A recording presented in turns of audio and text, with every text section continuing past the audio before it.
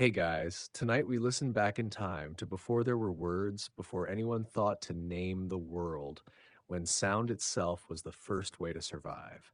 The night hums around you, thick and breathing. Crickets thread their tiny violins through the grass, wind sighs through the trees, and somewhere far off, water breaks against stone. Every living thing is speaking in a language made only of vibration.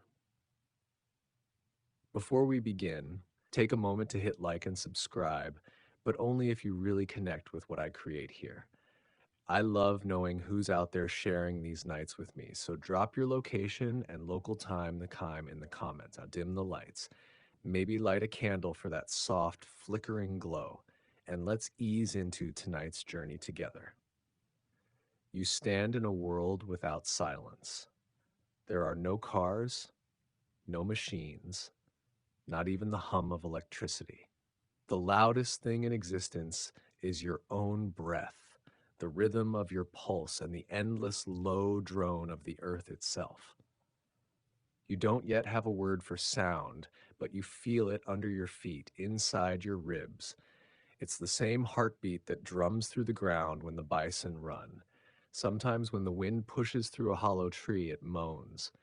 You stop and listen, frozen by the ghostly tone. It frightens you at first, something alive but invisible, but then you notice it has rhythm. It pauses, rises, falls. You mimic it, trying to catch the shape of the sound in your throat. The first note that ever came from a human mouth wasn't a word. It was curiosity turned into air.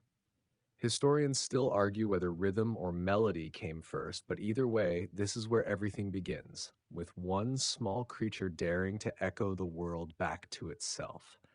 You start to hum softly, the way one might touch water for the first time. The sound vibrates in your chest, trembling and strange. It's a secret between you and the air. The others in your group glance up from the fire, startled, but no one interrupts. The sound spreads through them like warmth. The fire crackles in response, a rhythm without meaning but with pattern, and for the first time you feel something stir behind your ribs, an invisible connection between noise and feeling. The hum steadies your breathing. It makes the dark seem less endless. Somewhere inside you, the idea plants itself. That sound could be comfort, not just warning. The night goes on and your hums into a thread, stretching between you and the world around you. You test it against the rain, against the distant cry of some unseen creature. You raise your voice, then lower it, watching how the world answers. Every creature here is already part of the orchestra. The owls keep time, the wind adds percussion, and the insects fill the silence with restless tremors. You realize you've been surrounded by music all along. You just hadn't learned how to listen yet. And maybe that's the secret the world has been waiting for you to hear. That sound isn't just survival, it's the heartbeat of belonging. The heartbeat and the storm arrive together. The air thickens, swollen with the smell of rain, and the sky rumbles like a living drum. You pause mid step, every hair on your arms rising as the first drop lands on your shoulder. The sound is soft at first, tiny percussion against leaves, against skin. Then the rhythm builds, layer upon layer, until it fills everything. The storm becomes a song. The clouds crash low, the wind howls through the branches, and lightning tears a white cord across the sky. You feel the vibration more than you hear it. It shakes the ground beneath your feet, rattles the hollow of your chest. It's terrifying, yes, but also magnificent. The sky is playing something too big to ignore. You try to copy it, your palms slapping your thighs, a nervous mimicry of thunder. The rhythm steadies you. For a moment, you're not a small figure under an endless sky. You're part of it, keeping time. That's when you realize rhythm is power. It doesn't fight the chaos, it rides it. Historians still debate when early humans first recognized tempo, but standing here, you feel certain it wasn't learned, it was remembered. Every pulse inside you already knows the pattern of the rain. Every heartbeat already knows thunder's pace. When the storm passes, the world glows clean and trembling. Water drips from every leaf, tiny, perfect notes falling in a regular rhythm. You stand in the middle of it all, soaked but still tapping, still keeping time. The others watch, amused. One joins you, stomping a muddy beat into the ground. Another claps. Soon the clearing fills with sound again, not from fear this time, but from joy. The night around you changes. The air no longer feels heavy. You're still wet, still shivering, but the movement keeps you warm. Laughter slips into the rhythm, and laughter, you realize, is music too. For the first time, sound becomes something you make on purpose, not just to scare off beasts or signal danger, but to feel alive. The thunder fades in the distance, echoing faintly like applause. You stand there in the hush that follows, heart pounding, rain dripping from your hair, and maybe the sky wasn't angry tonight. Maybe it was teaching you to play. Wind moves through the valley the next morning, cool and restless, carrying the scent of wet grass and crushed leaves. The storm is gone, but its rhythm lingers somewhere under your skin. As you walk, the world hums softly, still dripping. You hear it everywhere now, in the creak of trees, in the rasp of your own breath, even in the buzz of insects shaking dew from their wings. You stop when the wind hits a hollow tree and makes it sing. A long, low moan rolls through the trunk, and your whole body stills. The sound is ancient and alive. You touch the bark, feel it vibrating faintly beneath your hand.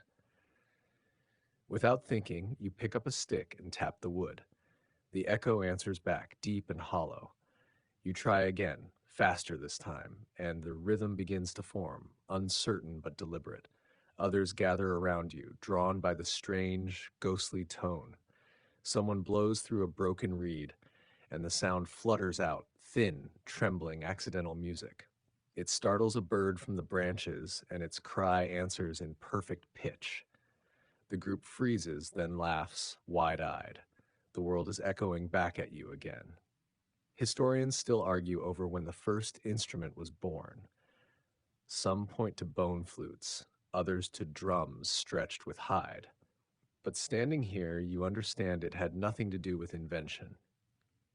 The first instrument was curiosity itself, the desire to touch the air and see what sound would bloom. You kneel beside the tree, your ear pressed to its hollow. The wind returns, and this time you hum along. The tone shifts, deepens, merges with your voice until it's impossible to tell where the forest ends and you begin.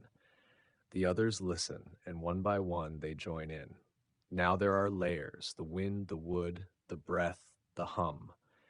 It's not music yet, but it's more than noise. It's communication without language, emotion without need. Something inside you opens, and for the first time, you feel the line between nature and humanity blur into a single, shimmering vibration. When the wind finally dies, the silence that follows feels heavy and full. You sit back, blinking as if waking from a dream. The tree stands quiet, the air still, but you can feel the echo moving through you still, low, resonant, endless. The first song is still unfinished, but you can sense it forming. Every hollow branch, every reed, every bone in your chest is waiting to join the orchestra. The world hums its approval, and somewhere deep inside, the wind whispers again, not in words, but in rhythm. Keep listening. The cave finds you next. You stumble upon it at dusk, chasing the echo of your own humming through the trees. The entrance is narrow, almost hidden by roots, but the sound that leaks from it is unmistakable, a slow drip of water onto stone, rhythmic and endless.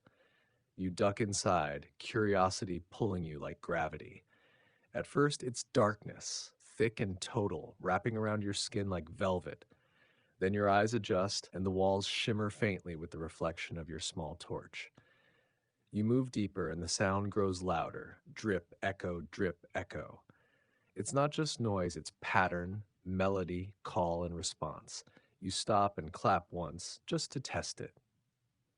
The cave answers instantly, your sound blooming outward, bouncing back softer, slower, transformed. You laugh. The laugh echoes too, a cascade of ghosts returning the joy you sent out. You clap again, stomp, hum. The sound folds and unfolds around you until it feels like the cave itself is breathing. Historians would later call this acoustic awareness, the moment humans discovered how sound could travel through space. But for you, it feels simpler, almost holy. The air itself is alive, a partner, a mirror. Others follow you inside. They light small fires, their smoke curling along the ceiling like phantom hands. You show them what you found, how the walls answer when you sing, how the ceiling hums when you drum your heel against the ground. Soon voices join yours, overlapping, playful, amazed. The echoes multiply until you can't tell who began or who ended each note. The cave becomes an instrument, a cathedral made of stone and breath. At some point, the rhythm slows. One of the elders, her face streaked with soot and wonder, starts to hum a low, steady tone. The sound is deeper than speech, like the earth remembering how to speak through her. You add your voice to hers, then another and another. The harmony builds, simple, beautiful, ancient. The firelight flickers against the walls, and for the first time, you notice the drawings there: animals, spirals, hands. They seem to move in the shifting glow, their painted eyes flickering in rhythm with your song. You realize the art was never meant to be seen in silence. The walls were painted to sing back. Historians will debate endlessly whether the cave paintings were spiritual or practical, hunting magic, maybe, or ritual. They'll miss what you see now, that art and sound were never separate. You didn't decorate the walls, you made them part of the chorus. The song grows softer, slower. One by one, voices fade, replaced by the steady heartbeat of dripping water. The fire burns low. Someone yawns, the cave exhales a final echo, warm and drowsy, folding your melody into its stone memory. You lie down beside the embers, the sound still resonating inside your bones. And somewhere between the drip and the silence, between sleep and awareness, you hear it again, faint, endless, eternal. The earth humming to itself, waiting for the next verse. Perfect. Here we go. The world quiets after the cave. The storm has passed, the echoes have faded, and for the first time you start to notice the smallest sound of all: breath. At first, it's just the rhythm of living. Inhale, exhale, the soft hiss of lungs pulling the world inside. You sit alone at the edge of a clearing, knees drawn to your chest, watching the mist drift through the trees. The air is cold enough to turn your breath visible, small clouds that rise and vanish. You play with it, exhaling harder to see the shape grow larger, humming softly just to watch it quiver. The hum surprises you. It's low and shaky, but it vibrates pleasantly in your chest. You try again, slower this time. The sound deepens. It feels like touching something invisible and alive, your own air turned to voice. You remember how the cave answered you, how the tree and the wind had their own songs, and it clicks. Your body can make that too. The thought makes you smile, a little foolishly. You purse your lips, blow, hum, exhale again. Each sound is different, shaped by your throat, your teeth, your tongue. You don't know it yet, but you've just discovered resonance. A bird lands nearby, curious, its head tilting side to side as you experiment. You mimic its call, and it flutters closer. You repeat the sound again, and this time, the bird answers. For a long moment, you and the creature share a melody made of air and instinct. It's clumsy, yes, but it feels like understanding. Historians will one day write about this, the way early humans mimicked nature to learn rhythm and tone. They'll call it proto-music, a bridge between communication and expression. But sitting here, you don't need those words. You only need the feeling of your breath becoming part of the world around you. You close your eyes and let the sound grow. The hum turns into a steady tone, your chest a drum, your throat a hollow reed. The vibrations ripple up your neck and into your jaw, buzzing softly behind your teeth. You open your mouth a little wider, and unexpectedly, the tone changes. It rises, then falls, as if your own breath is learning how to move through you differently each time. Someone approaches from the trees, a friend maybe, drawn by the noise. They sit across from you, cross-legged, curious but silent. You keep humming, letting your breath shape itself into something more deliberate. The sound carries, fills the air between you. Then, without warning, your companion answers. Their note is higher than yours, thinner, trembling at the edges. You adjust, sliding your tone upward, finding the space beside theirs instead of on top. The sounds weave together, clashing at first, then falling into harmony. The effect is startling. Two breaths, one vibration, moving in and out like tides. You feel your heart slow to match it. The forest listens. The wind seems to soften, as if the whole world leans closer to hear. For the first time, you sense that breath can hold emotion. When you hum lower, it feels heavy, grounded, full of dusk. When you rise higher, it lightens, like sunlight passing through leaves. You test it again, and the change in tone feels like magic, joy and sorrow and memory all hiding in the shape of air. Historians still argue whether singing began as imitation or as expression, but maybe it was neither. Maybe it was simply discovery, the realization that breath could carry meaning long before language existed. You and your companion keep going, the tones melting into one another until there's no telling who began the last sound. The forest becomes your audience, the rustle of leaves your applause. A breeze brushes your skin, carrying the faint echo of your song into the distance. You imagine it traveling over hills, through trees, into other valleys, your voices dissolving into the same sky that taught thunder how to sing. Eventually you stop, but the quiet that follows doesn't feel empty. The silence hums softly, as though your song is still suspended in it, invisible but alive. Your companion exhales, grinning. You both laugh, the sound spilling out freely. Laughter, after all, is breath too, wild and musical in its own way. Later that night, as the tribe settles near the fire, you find yourself humming again without meaning to. It slips out between your lips as naturally as breathing. A few heads turn, someone smiles, another joins. Soon the fire crackles in rhythm, a few people tapping fingers on their knees, someone else adding a low drone. The melody grows, warm and unhurried. It isn't a song yet, not really, but it's something close. It carries no words, no clear pattern, just feeling. The children lean closer to listen. The old ones close their eyes. The fire flares brighter for a moment, and you think maybe it understands too. The hum becomes a habit after that, a comfort, a way to fill the long pauses between work and sleep. You hum while grinding grain, while carrying water, while walking alone. Sometimes others join, sometimes you hum into the wind just to see if it hums back. And every time the sound reminds you that you exist, that you can make the world vibrate simply by being alive in it. Over the seasons, the habit spreads across valleys, across tribes. Mothers hum to soothe their children, hunters hum to calm their nerves before the chase, lovers hum to find each other in the dark.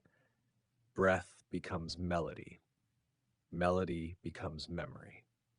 And though you don't know it, this is the beginning of everything that will follow. Every song, every symphony, every whisper of prayer. Because somewhere, long before any word was ever spoken, there was a single human sitting in the quiet, discovering that air could be shaped into emotion, and that emotion could echo forever. You take another breath. The hum rises again, soft, low, eternal. Night gathers like a big, comfortable blanket, and you draw it around your shoulders as the tribe settles. The fire is small at first, a polite glow, a warm punctuation mark at the center of the clearing. You feed it thin sticks, then thicker ones until the light leans outward and the dark steps back a respectful pace. Crackle, sigh, crackle again. It's not just heat, it's conversation. You lean closer and realize the flame already has a rhythm, a quiet pulse that tucks itself under your breathing.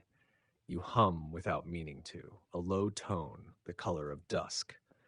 The fire answers in tiny percussive pops, air bursting from sap pockets hidden in the wood. You didn't know trees kept secrets, but here they are, confessing in sparks. A friend slides closer and lays a flat stone at the edge of the coals. When the heat licks it, the stone ticks faintly. Another instrument joins the band. You grin. Nobody declared rehearsal, but the night did it for you. You draw out a longer note, and the flame bends, brightening delicately with each exhale, as if your breath gives it spine.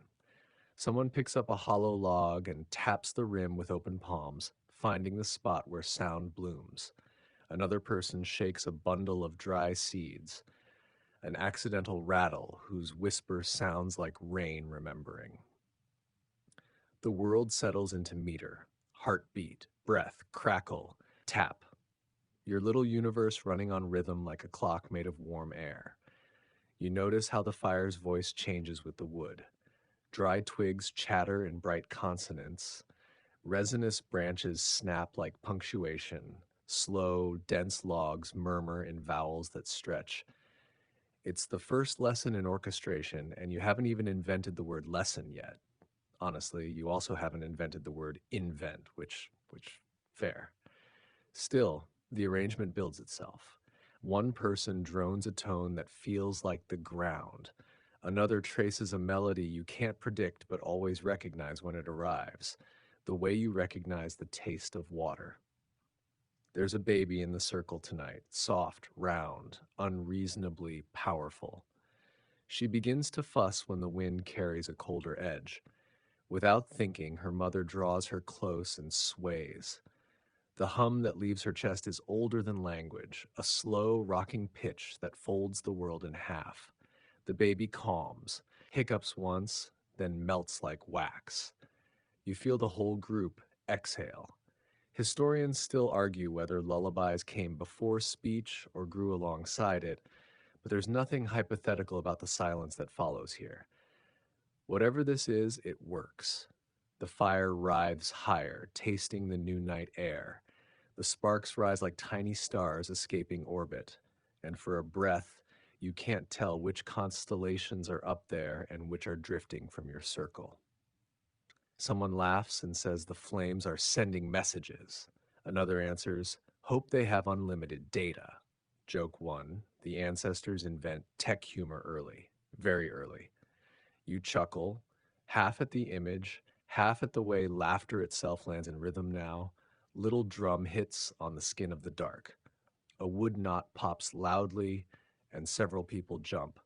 Then they laugh again, louder this time, because the fire has impeccable comic timing. You start to imitate its voice. Short puffs of breath, pa pa pa, then a long exhale, and the group joins, punctuating the hum with consonants the flame suggests. It feels silly, and because it's silly, it's good. Play is an altar in disguise. A few embers roll to the edge, glowing like the eyes of patient animals. You rake them back gently. The heat presses against your palms, and you notice how the flame softens when your voice softens, how it sharpens when your melody leaps. You're not controlling it, you're dancing with it. Somewhere under the jokes and the warmth, you realize the fire's hum is teaching you dynamics, loud and soft, near and far, now and not yet. Someone adds a curved rib bone to the edge of the hearth so the wind can play across it. The pitch wavers, then steadies, a delicate whistle. Later, a tinkerer will stretch a skin over a hollow ring, and the drum will arrive fully. Much later, someone will carve holes into bone and call it a flute.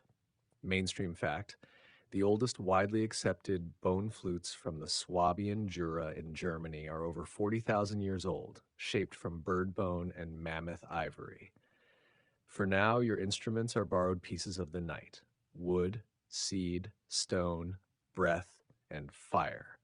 You shift to a higher tone, and the circle rises with you.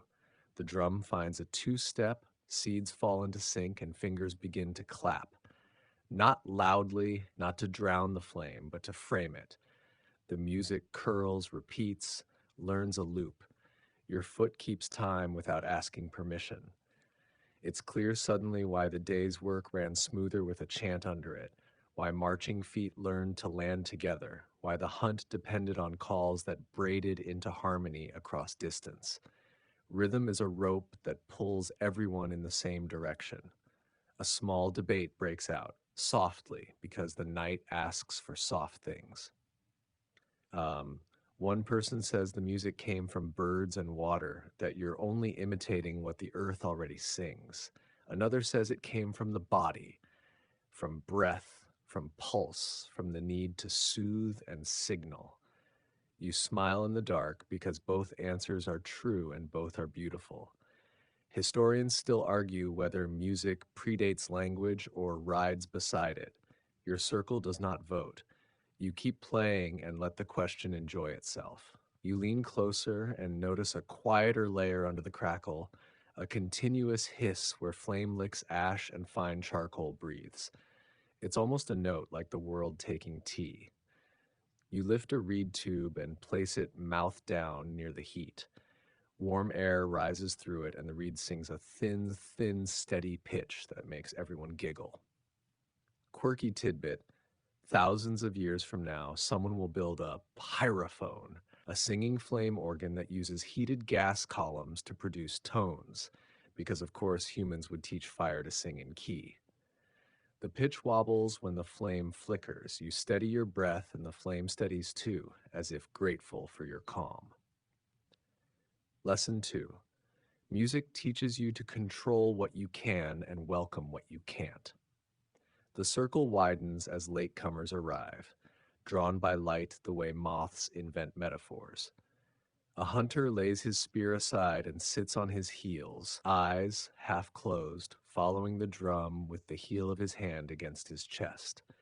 A grandmother taps the rim of a pot with a stick. Tiny bell, careful hands. It occurs to you that everything is an instrument when touched with attention. The fire just makes the attention easier to find. Stories creep in at the edges of the melody. Someone sings shapes. No words, just vowels that rise like hills and fall like valleys. Another answers in a lower register, a river running under the land. The two lines cross and lift goosebumps along your arms. You can feel memory attaching itself to sound the way burrs cling to fur. Tomorrow, when you hear this same shape, the day you are living now will arrive with it. Smoke, warmth, faces, safety. That's the secret function of this brand new thing you're making. Sound can carry time. You glance at the flames and think about how old this tradition already is. Controlled fire is ancient, hundreds of thousands of years old by this point in the long story, and everywhere people kept flames, they kept company. Mainstream fact: archaeologists have identified ancient hearths and burned bones at sites like Gesher Benot Yaakov and Wonderwork Cave, suggesting regular fire use by early humans. With company comes rhythm. With rhythm comes song. With song, the night becomes a room instead of a wilderness. The tempo drifts. Someone's stomach growls audibly and gets a solo. The circle breaks into gentle laughter again. "We should feed that drum," someone quips, joke 2. Food passes. Roasted roots, strips of meat, a handful of berries that stain fingers purple in the firelight. You taste smoke and salt, and the melody sweetens for a while as if your tongue added its own instrument. Past the edge of the light, eyes gleam in the grass, watchers who prefer distance. The drum grows firm without growing loud. You don't threaten the night, you hold it. In that holding, fear changes flavor. It's still there, of course. Fear is practical, but music stands beside it so you don't have to bear it alone. Scholars still argue whether music evolved to bond the group against predators or grew out of ritual play. But sitting in this circle, both motives feel like two faces of the same fire. You experiment again, placing a line of hollow sticks so the flame breathes through them in series. The tones step upward as the heat finds each tube. Clumsy little scale, uneven but charming. You joke that the fire is learning to climb. Joke 3. Safely dad tier. Someone mimics the steps with their voice, and for a moment the group sounds like a flock of birds trying on ladders. It shouldn't work, and yet it does. The dark approves with a wind that smells like pine. Time stretches the way it does when you forget it's there. The song thins to a thread, then thickens again, then fragments into soft conversations that ride the rhythm like leaves on a current. The baby sighs in sleep. The mother's hum becomes the bass note everything else stands on. Sparks continue their brief, bright lives, upward, gone, never wasted. You wonder how many times this exact scene has happened and will happen. The number feels too big to have a word, which is convenient because you don't have that word yet. Eventually, the fire settles into coals, blurred stars on the ground. The drum rests. The shaker sleeps. Only the low drone remains, your own voice and the whisper of flame stitched together. You hold the tone until it disappears on its own like a bird whose wings stop needing to flap. Silence arrives not as an absence, but as a companion taking the next watch. You lie back, and the sky looks like a score written in cold light. You think of thunder's first lesson, of the cave's echo, of wind through bone and hollow wood. Now you've added fire to the choir. The elements have formed a band and somehow made room for you. Tomorrow will bring footsteps and work songs, river drums and calls across distance. Tomorrow will bring lullabies, grief chants, festivals that turn sparks into stars. But for now, it's enough to feel breath braid itself with flame and to know, without a single word, that the night is listening and the night is kind.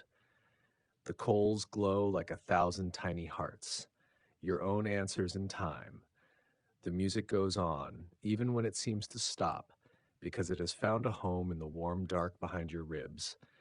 And there, with the smoke moving softly through your hair and the sky tilting its ear closer, you fall into that early kind of rest where the world keeps singing to itself and lets you borrow the melody.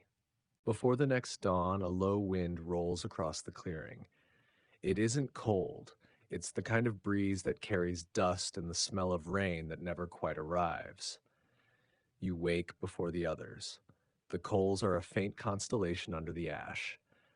The world hums quietly. The insects, the birds, the slow, patient breathing of the earth. You don't speak, you listen. There, between the sounds of the world, is that same gentle rhythm you found last night. You hum with it, softly, so you don't break the spell. The sound drifts upward, threads itself into the pale sky, and you feel the fire's warmth still alive in your chest. The day begins, and life moves the way it always does. Tasks, movement, effort. But now, sound follows everything. You notice it when you walk, the steady percussion of heel to dirt, the hush of air against your skin. Every gesture carries music if you let it. When the tribe gathers to work, you hear it again, rhythm in motion. The scraping of stone tools, the thud of poles, the rustle of hides pulled tight. It's not planned, but it happens anyway. A syncopation of tasks, a cadence built from effort. One person begins to grunt softly with each lift of weight. Another matches the sound to their breath. Soon, the group moves like a single body, labor and melody married. That's when you realize the rhythm isn't just for pleasure, it helps. The steady beat keeps time, keeps strength, keeps focus. You remember the thunderstorm, how the sky taught you pace, and now your body repeats the lesson in every movement. Historians will someday name this entrainment, the synchronization of motion and sound, They'll prove it helps people work longer, faster together. But here in this open plain, it's instinct, not science. It feels right, and right is enough. As the sun climbs, the hum of the group thickens. Grunts turn into low tones, tones turn into chants. You join, adding a higher note to the pulse. Voices weave around the rhythm of tools and footsteps until the noise becomes something else, a song born from effort. Sweat and harmony, the two oldest offerings humanity has ever made to the day. You stop for water, the sound changes again. Someone scoops water from the stream, and the splash catches your ear slap, ring, drip. Another joins, then another, and soon the water itself is playing. You listen carefully, tracing patterns in its fall. The river hits stones at different depths. Each note lands with its own pitch. The idea blooms before you know what it is. Maybe the world's first music isn't from mouths or hands. Maybe it's from movement itself. You cup your hands and slap the water experimentally. It answers with a bright, rounded note. You laugh, do it again, harder this time. The group looks over, smiling. One of them wades in and claps their palms on the surface next to you. 2 beats, then 3. Someone on the bank keeps time with a stick on rock. The rhythm thickens, spills outward, a small river orchestra forming itself in sunlight. The sound changes as the wind joins. Water, skin, breath, stone. Each carries tone. For a moment, you can hear how they blend, liquid notes from the stream, dry percussion from the ground, air bending over open mouths. The land is singing, and you're part of it. Historians will call this proto-percussion, the earliest fusion of environment and rhythm. They'll find evidence in hollow logs, in shells worn smooth by drumming palms, in the natural amphitheaters of stone that amplify sound. They'll say humans used rhythm to communicate across distance, to warn, to call, to celebrate. They'll be right, but they'll never feel this, the pure joy of the first water drum answering the wind. The sun begins to drop lower, painting the ripples in gold. The tribe gathers on the bank. Children clap, adults stomp. The air fills with laughter that sounds almost like applause. The song shifts from rhythm to flow, the pulse slowing, turning circular. You start to notice something strange. As everyone moves together, time itself feels different. It stretches, loosens, becomes soft around the edges. The song changes how the day moves. When the music finally fades, nobody speaks for a while. The silence after is thick and calm, like the still water once waves have passed. You look down at the river's surface and see the reflection of the group, all glowing, all breathing in sync. The image wavers, rippling as if the water itself is sighing. Someone touches your shoulder and points. Across the bank, a small animal has stopped to drink. It isn't afraid. It dips its head, takes a sip, and looks at you for a long moment before vanishing into the reeds. The world, it seems, approves. As night returns, the group carries the rhythm back to camp. You find yourself drumming absent-mindedly on your knees, replaying the day's melody. Around you, others hum fragments of the chant, and it occurs to you that the song didn't really end. It just followed you home. The fire is waiting, gentle and patient. You sit beside it again, and before long, someone begins to tap the same pattern from the river. The others join, one by one, until the sound rebuilds itself in the dark. It's softer now, wrapped in night instead of sun, but the rhythm still breathes. The flames answer in pops and sighs, as if remembering the water's cadence. Smoke drifts upward, carrying notes to the stars. The same stars that once blinked silently now seem to shimmer in rhythm, their light pulsing faintly, steady, alive. Historians might one day describe this as a moment of transcendence, a merging of environment, body, and spirit through shared sound. But for you, it's simpler. You're not thinking about meaning or memory. You're just breathing, tapping, listening. When the last drum beat fades, the world exhales with you. The night hums low and slow, a lullaby written by wind and water. You lie back, your heartbeat still matching the rhythm you made, and you realize that music has already become something sacred, not worship, not ceremony, but presence. Tomorrow you'll wake and hear the same rhythm in the waves, in your footsteps, in your pulse. The song won't belong to you anymore, or to anyone. It will belong to everything that moves and breathes, and that you think as your eyes close is the truest melody of all. You wake before the sun to the low hum of the earth turning itself over. Mist hangs above the river like breath that hasn't yet been spoken.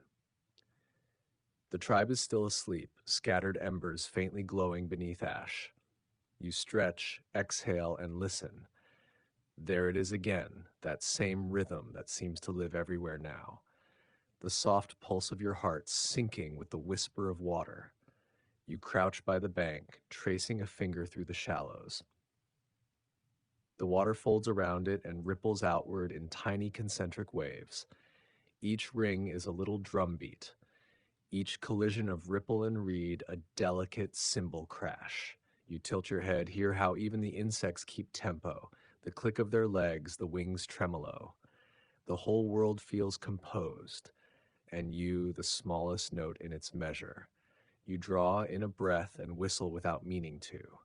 It's a short, trembling sound that vanishes almost as soon as it begins. You try again. This one's stronger, rounder. The birds answer, they always do. Their song darts above you, quicksilver bright as if mocking you gently. Nice try, ground creature. We've been doing this for millions of years. You laugh quietly and keep at it, mimicking the pitch, the staccato phrases, the sudden jumps from low to high. The air wavers under your lips. You shape it differently each time, finding how small movements change the tone. The flock shifts from one tree to another, still singing, still showing off, and you whistle after them again. The sound threads through the mist, fragile but sure. Historians will later find small flutes carved from the bones of birds, smooth and hollow, pierced with holes where fingers once found notes. They'll measure the scale, match the tones to modern instruments, and realize the melodies fit comfortably in what we now call major keys. They'll call those bones artifacts of early expression. But here, now, standing barefoot in the wet grass, the distinction between expression and communication doesn't exist. You're not playing a song, you're speaking in another accent of breath. You break a hollow reed from the riverbank and blow through it experimentally. Nothing at first, just air, rasping and uneven. You turn it, cut it shorter with a stone, try again. This time the sound whistles pure and high, startling in its clarity. You pause, blink, laugh out loud. The noise echoes faintly off the water's surface, a tiny mirror of your joy. Others stir from sleep. They hear it too, the first clean note to ever leave a crafted thing. They gather around you, eyes wide, heads tilted. You play again, clumsy but certain, fingers sliding to cover and uncover natural cracks in the reed. The melody, if you can call it that, isn't deliberate. It wanders like sunlight breaking through leaves. The group listens, some smiling, others simply breathing slower to match its rhythm. The sound invites movement. Someone sways, slow and hesitant. Another joins, feet stamping softly in the mud. Soon half the tribe is moving in unison, not because they've practiced, but because their bodies understand what the sound asks for. Motion that means belonging. You play faster, they move faster. You stop suddenly, they freeze. The silence that follows is electric, laughter waiting to happen. You play again, and the laughter bursts out like a second melody. The sun climbs higher, pouring light into the river until it burns gold. You keep playing, switching reeds, discovering how each length changes the pitch. Some notes whine sharp and shrill, others thrum low and thick. You realize that each reed has its own voice, its own story, its own way of bending the air. The tribe begins to hum along, mimicking your notes, turning them into a chorus of sound and echo. Historians still debate why humans first sought to imitate birds, theorizing it was mimicry, magic, or simply curiosity. But listening to the group now, it's easy to see why. The birds weren't competition, they were teachers. The forest was already full of music. You just hadn't joined the choir yet. You hand the reed to a child. She hesitates, then blows, her small hands gripping it too tight. The sound squeals at first, uneven and wild. She giggles, tries again, steady. The note that emerges is sweet and soft, and everyone applauds. For a heartbeat, the clearing fills with something new pride, not in the sound, but in the sharing of it. The rest of the day hums like that experiments, laughter, accidental harmonies. You test the limits of sound itself. Stones struck together sing in brief metallic tones.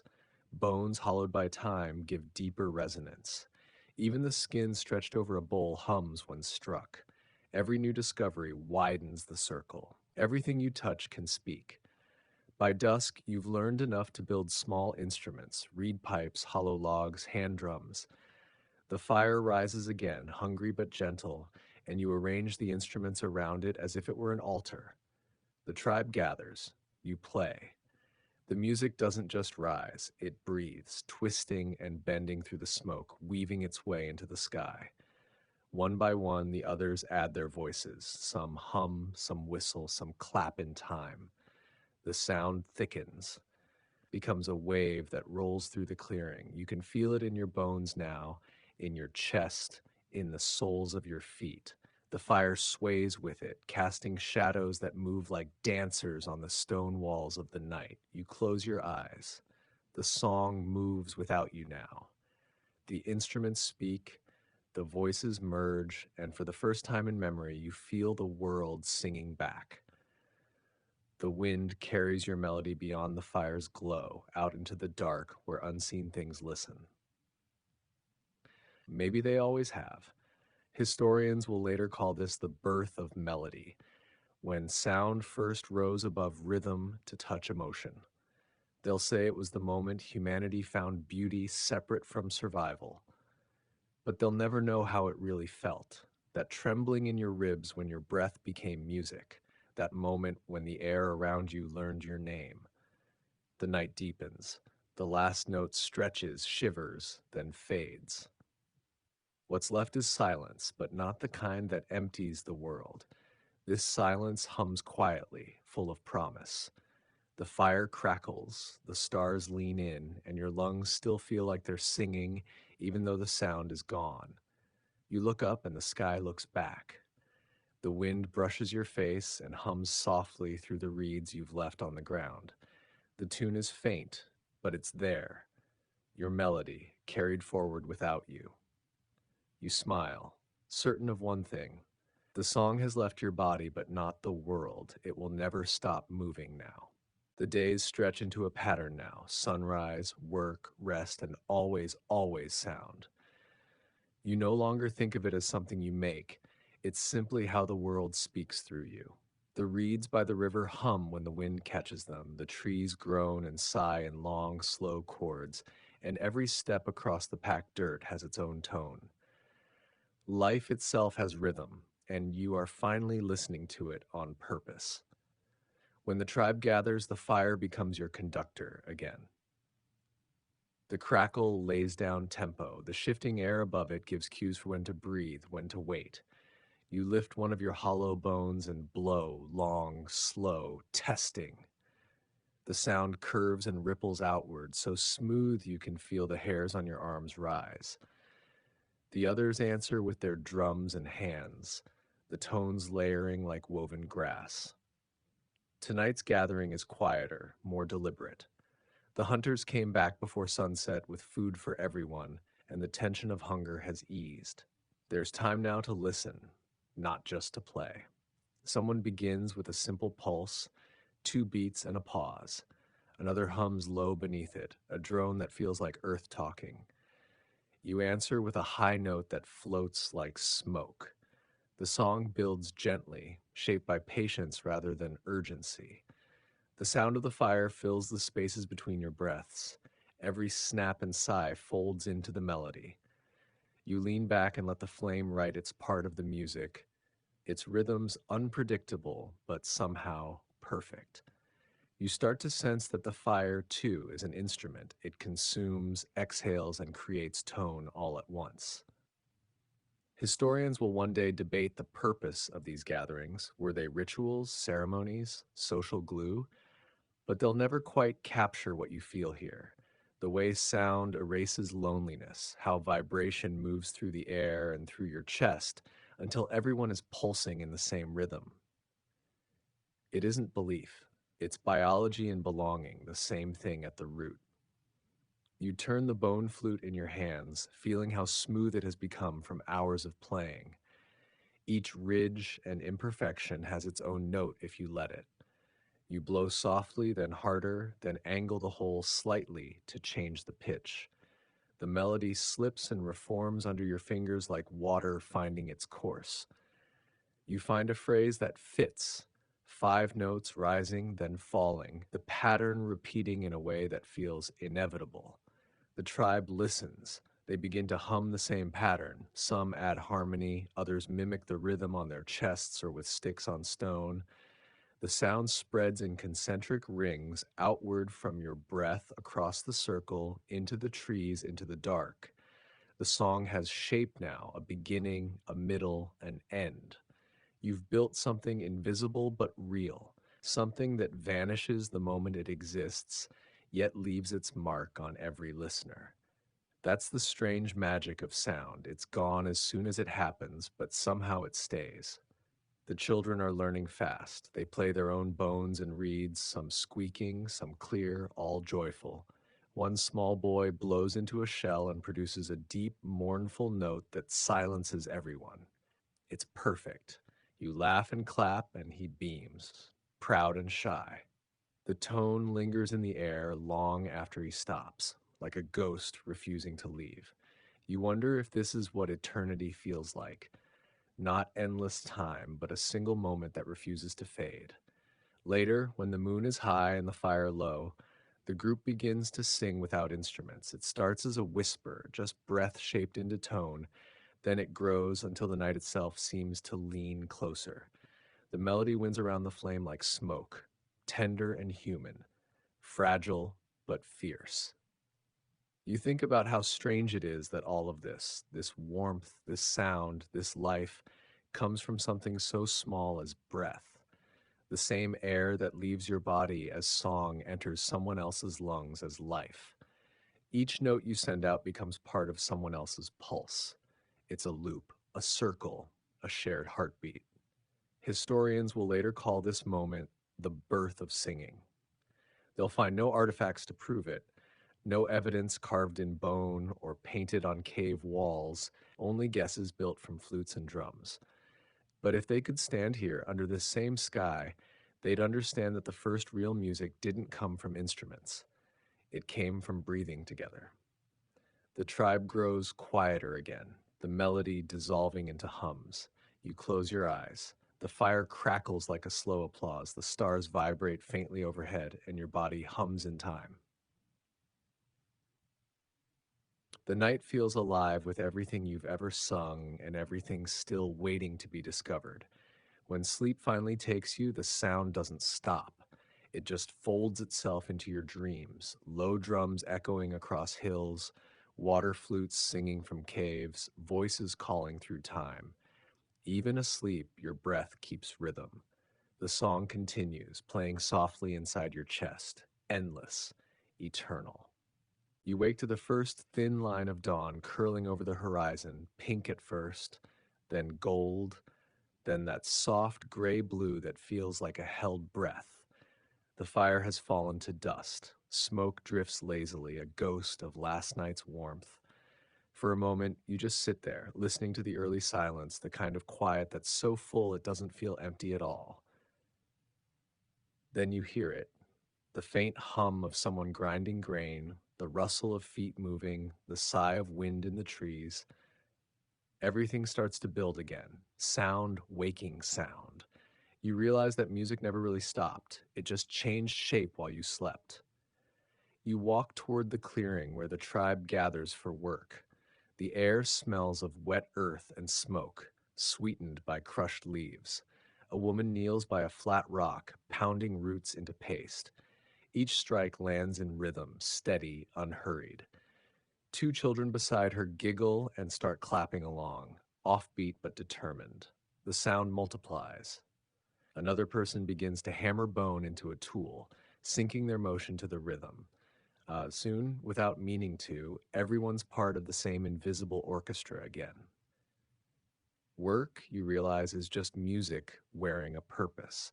You pick up two sticks and tap them together. The sharp clicks punctuate the heavier sounds around you, and a pattern forms. People glance up, smile, and adjust their pace to fit it. The air fills with harmony disguised as labor. The rhythm keeps you steady. It distracts from the ache of your muscles, makes repetition bearable. You see others feeling it too. The way rhythm lifts effort, the way the day passes faster when sound stitches every motion together. Historians will one day write about this, about how rhythm coordinated hunting, rowing, building, harvesting.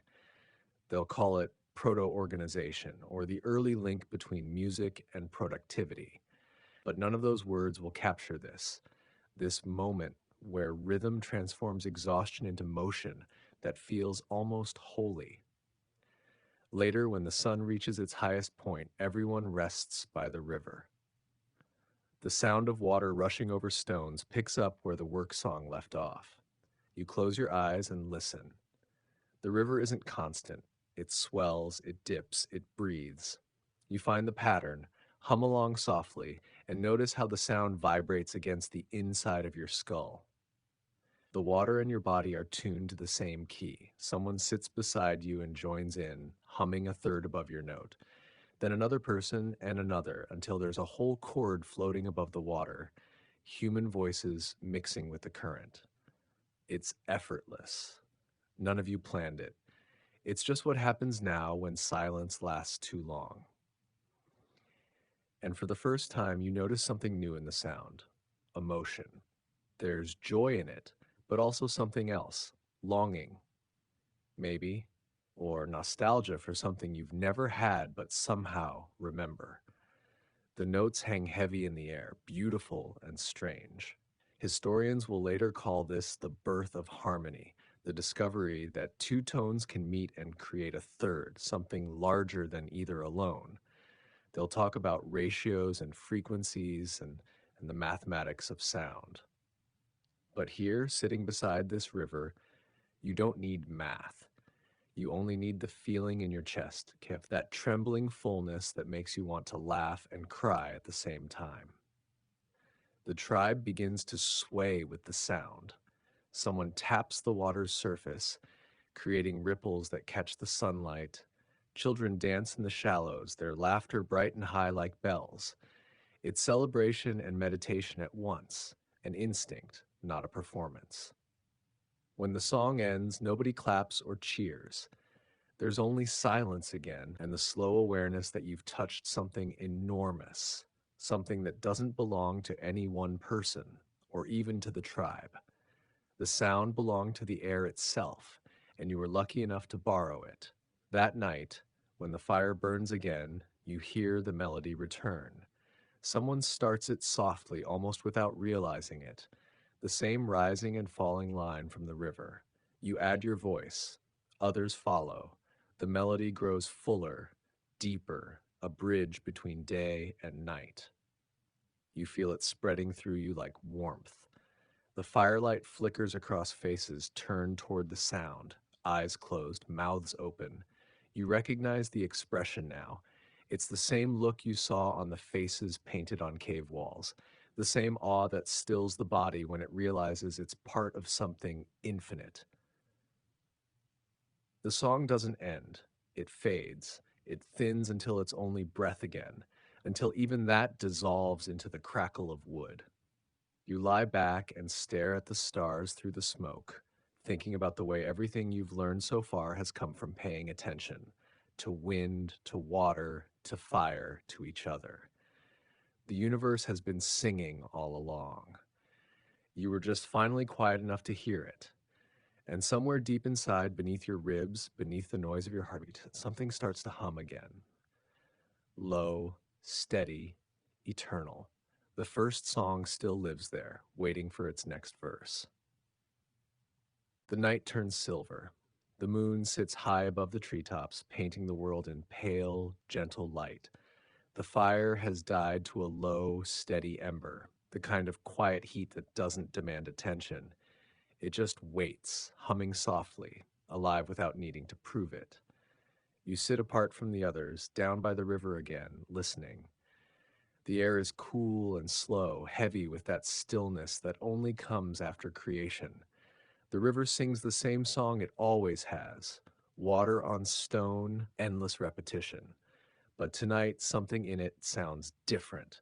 You can hear patterns inside the flow, tiny motifs repeating and changing, like the river is playing with its own voice. You kneel beside it, cup a handful of water, and let it fall back in streams through your fingers. When it meets the surface, tiny percussive notes. You start doing it again on purpose this time. Drip, drip, pause, drip. The rhythm forms naturally. Then, from somewhere behind you, another rhythm answers, a stick tapping against a stone. You glance over your shoulder and find one of the younger tribe members crouched nearby, watching you with a grin. You both keep going, water and stone, trading rhythms back and forth until they overlap. Then a third person joins in, clapping softly. Then a fourth, humming a single long note that floats above it all. Within minutes, there's a small circle around you, half the tribe awake now, drawn out by curiosity and the pull of sound. No one speaks, no one needs to. You look at each other, nod once, and the music continues. Hands, stones, water, voices, all moving together like a heartbeat with 100 chambers. The firelight flickers through the trees, mixing with moonlight, turning everyone silver and gold.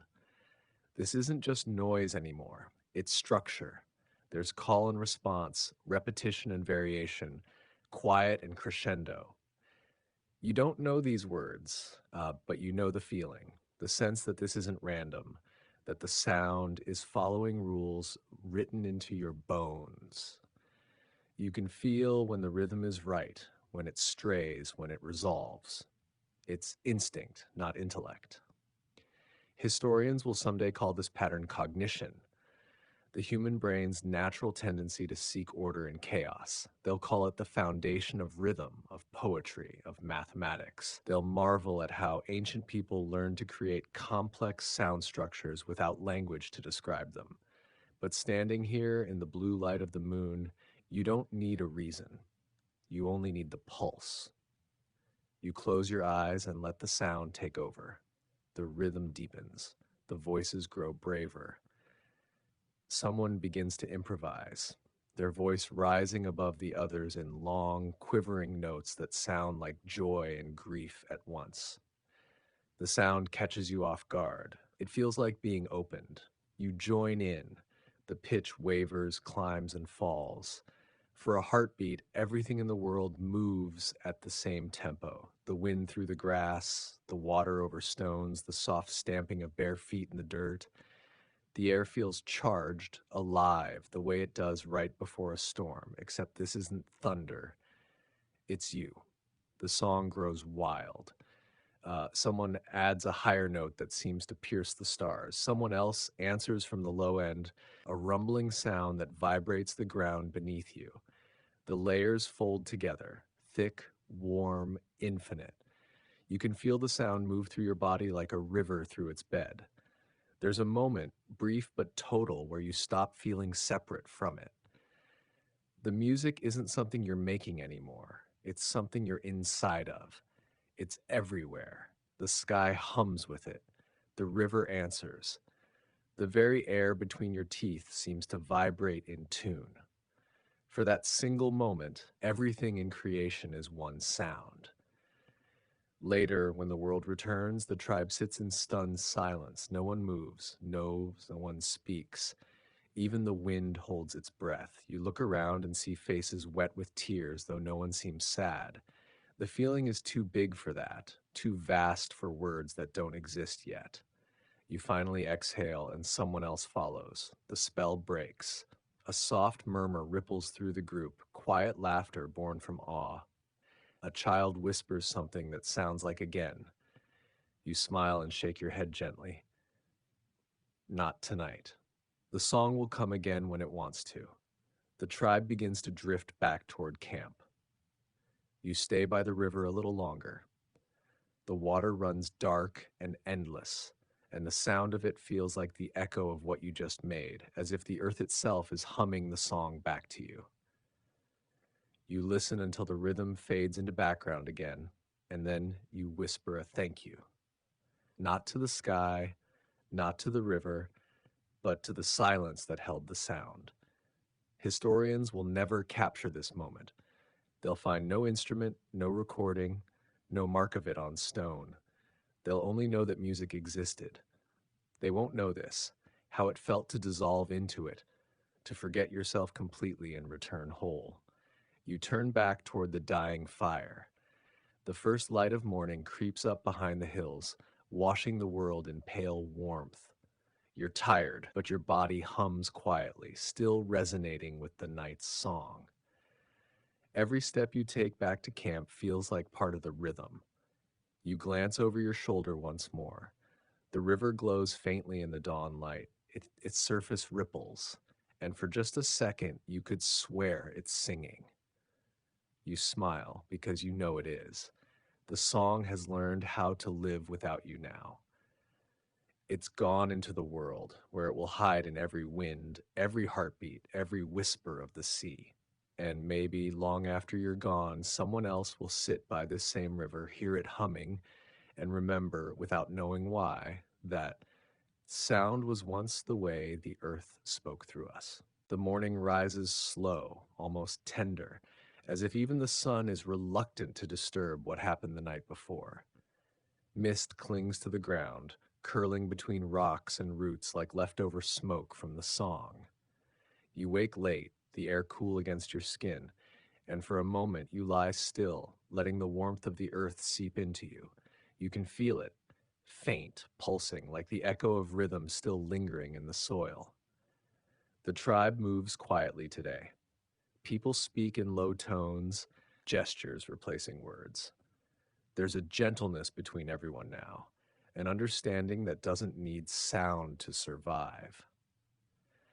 The children chase each other through the grass, giggling softly, their laughter punctuating the silence like bird calls. Even the wind seems more deliberate, brushing through leaves in patterns rather than gusts. The world is calm, and you know it's because of the song. You spend the morning repairing things, smoothing the cracks in clay bowls, binding a spear with fresh sinew, but the rhythm never leaves. Your hands tap lightly as you work, finding a cadence in every motion.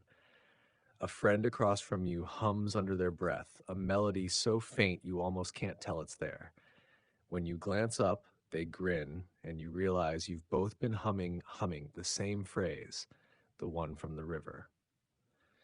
You don't know how it happened, but it feels inevitable, as if the song had imprinted itself into your bones. Historians will call this transmission, the way melody travels through memory instead of language.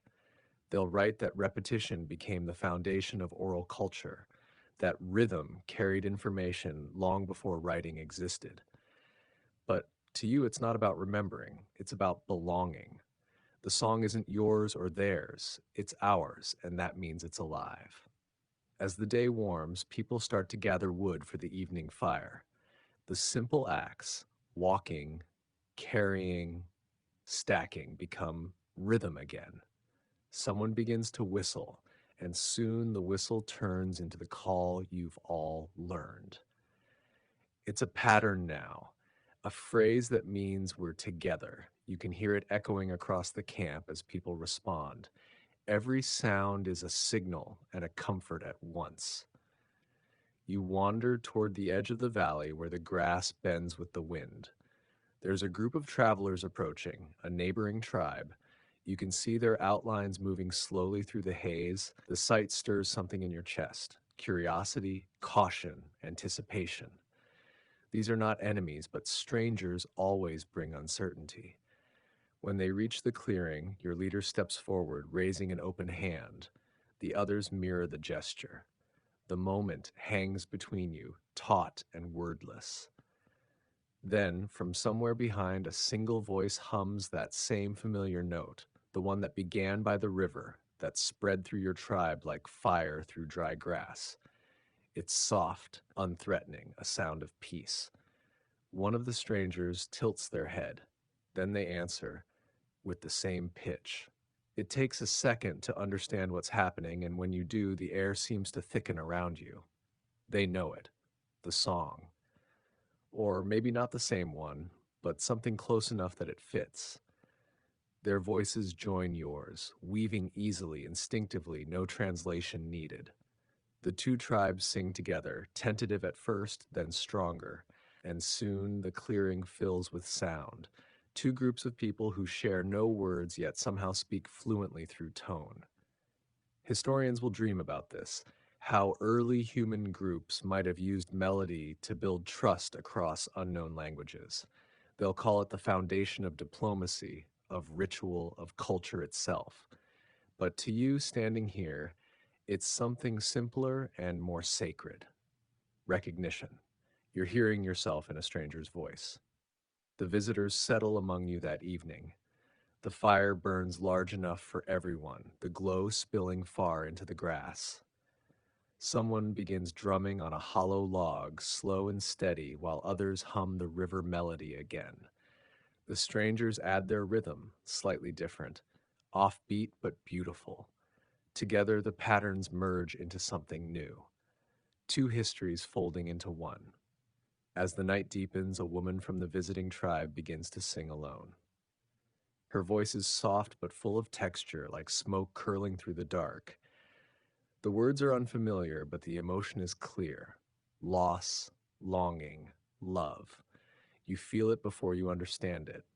When she finishes, there's silence, and then, without thinking, you lift your flute and answer her song with your own. Your melody doesn't repeat hers, it reflects it, rises where hers fell, resolves where hers trembled. The two songs intertwine, a dialogue made of sound. Around the fire, everyone listens, their faces glowing with the kind of awe that has no language.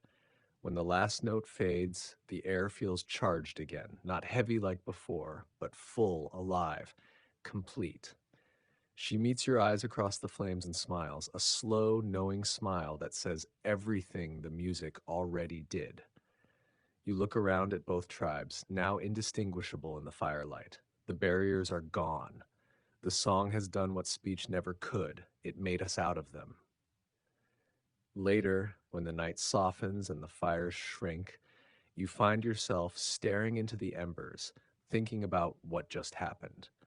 The first true exchange between people who didn't share words, only rhythm and tone. You realize music isn't just expression anymore, it's connection. It's how memory travels, how stories move, how empathy begins. Historians will say this was the birth of culture, the moment humans began to communicate emotion instead of survival. They'll say this is when music became language. But here, under the stars, you know better. Music didn't become language. Language became an echo of music. You lie down beside the fading fire, the smell of smoke and ash thick in your hair. The last flickers of light move across your face like gentle hands. Somewhere nearby, someone is still humming softly. You can't tell which tribe they're from, and you realize it doesn't matter. The tune drifts through the night, carried on the same wind that once brought thunder and taught you rhythm. You close your eyes, feeling it settle in your chest. The melody has traveled from storm to cave to river to flame, from isolation to unity. It has crossed every border, even the ones inside you. The world hums again, quiet and whole. You exhale slowly, your breath joining the song. And as sleep takes you, the thought comes easy, certain, eternal. You didn't find music, it found you. The next morning, sunlight spills through the trees like liquid gold. It catches in the dew, glints off the river, and paints every blade of grass in shimmering fire. You wake to the sound of quiet laughter and the rustle of movement, the two tribes mingling, trading tools, gestures, and smiles. There's an ease to it now, as though the music from the night before melted whatever invisible walls used to separate you. The woman who sang sits by the water, humming softly while she weaves reeds into a basket. Her tune is new, gentle, looping, but with a familiar rhythm beneath it. You approach and sit beside her. She glances up, then keeps working, the hum continuing, steady as breath. You listen for a while before lifting your own voice in response. The two melodies weave together like strands of grass. She doesn't stop weaving. The pattern of her hands stays in time with your song. It's not performance, it's cooperation, sound keeping rhythm with craft. The child from the visiting tribe toddles over, curious. He picks up two smooth stones and starts knocking them together. The beat is uneven at first, but he laughs and tries again until it fits the rhythm of your song. The woman smiles and nods, adding her voice higher, and suddenly it's there again. That simple, human magic where noise turns into unity. Historians will later call this rhythmic entrainment, the phenomenon where people synchronize instinctively. They'll say it laid the foundation for teamwork, ritual, even empathy. They'll be right, but what they'll never capture is how effortless it feels, how this harmony isn't built, it just happens. When the basket is finished, she holds it up. The weave is perfect, tight but fluid, strong enough to hold water. She hands it to you and gestures toward the river.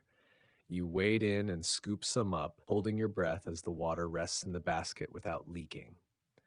The tribe cheers softly. The design worked.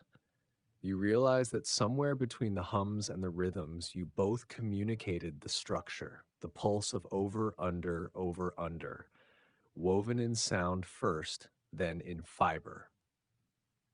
That night, a new fire burns, larger than before, with both tribes circled around it. Someone's brought hollow logs, others stones that ring when struck. The children arrange them into a circle. You take your bone flute, the woman has her reed pipe. Together you start the first notes, simple and slow. The logs follow, then the stones, then the soft drone of voices blending into the night. It's not chaos, it's intention. Everyone listens, waiting for their place. When the rhythm changes, hands adjust, bodies shift, voices rise and fall together. You realize something is happening beyond music now. This is organization. No one gives orders, but everyone moves with shared understanding. The song leads, and the people follow. The patterns get longer, more layered. One rhythm for the drums, another for the hands, another for the voices. You can feel the air trembling with it, the pulse of dozens of bodies moving together, breathing together. It's not just sound anymore, it's structure. Historians will later call this the dawn of rhythm based communication. They'll say it taught early humans how to coordinate hunts, how to march, how to build. They'll call music the ancestor of language, of leadership, of everything that makes civilization possible. And sitting here, watching two tribes move as one heartbeat, you know it's true.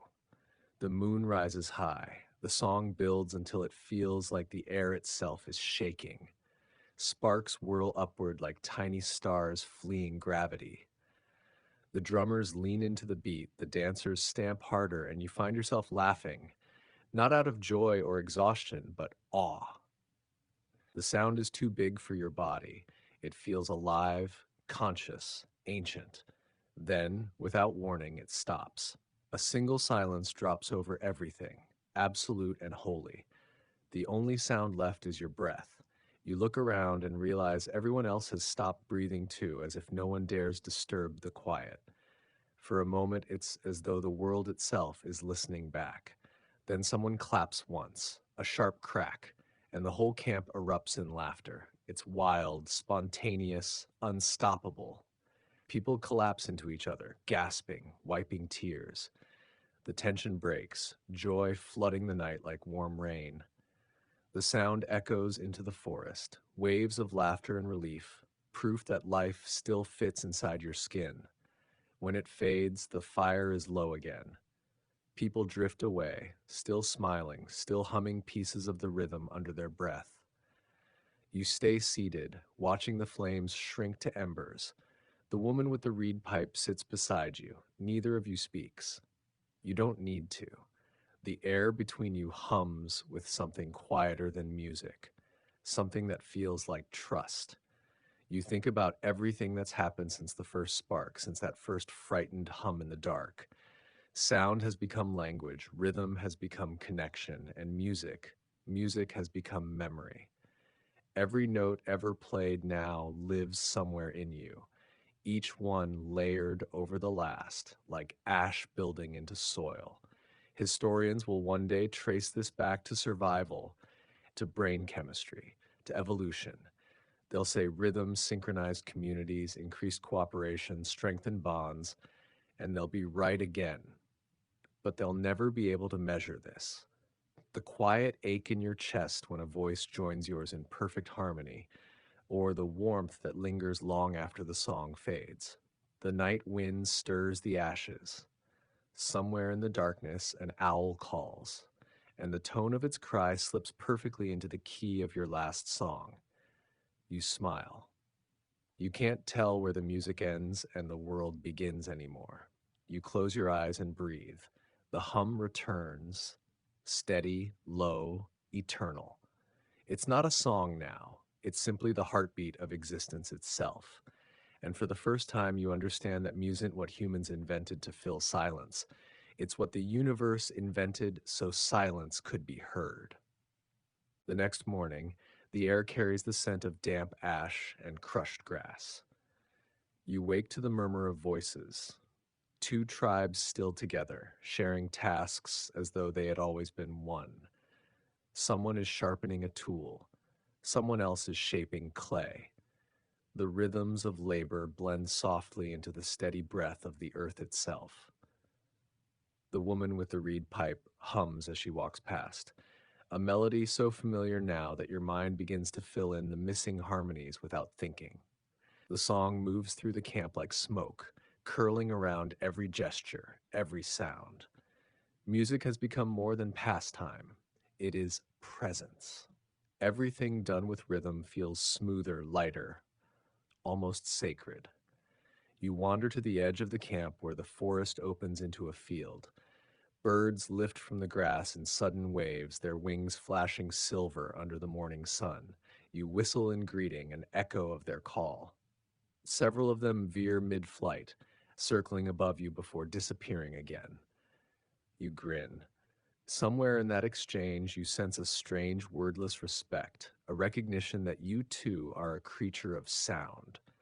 You sit there for a while, just listening.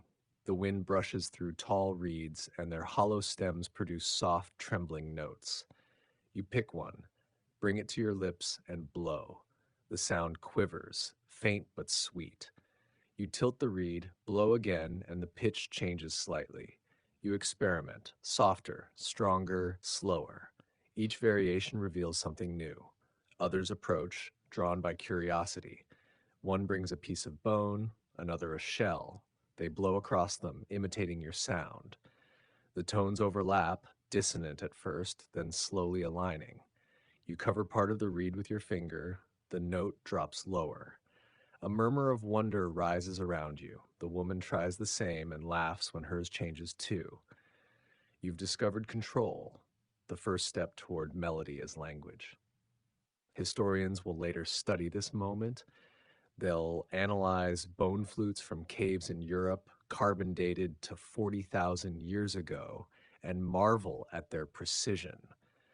They'll write that early humans must have already understood pitch intervals, the difference between tones and semitones. They'll call it the dawn of structured music. But none of that will capture how it feels right now, the shock and joy of realizing that sound itself can be shaped like clay. The group experiments for hours. You find that different reeds sing in different voices, thin and high, thick and mellow. The hollow bones create deeper, smoother tones. When the wind passes through the open ends, it hums softly, almost as if the world itself is harmonizing. By midday, you've built something new, not just tools, but instruments. A set of reeds tied together, each trimmed to a different length. You blow across them one by one, and a sequence of notes unfolds, rising, falling, returning. The first scale. The others cheer quietly, then imitate you.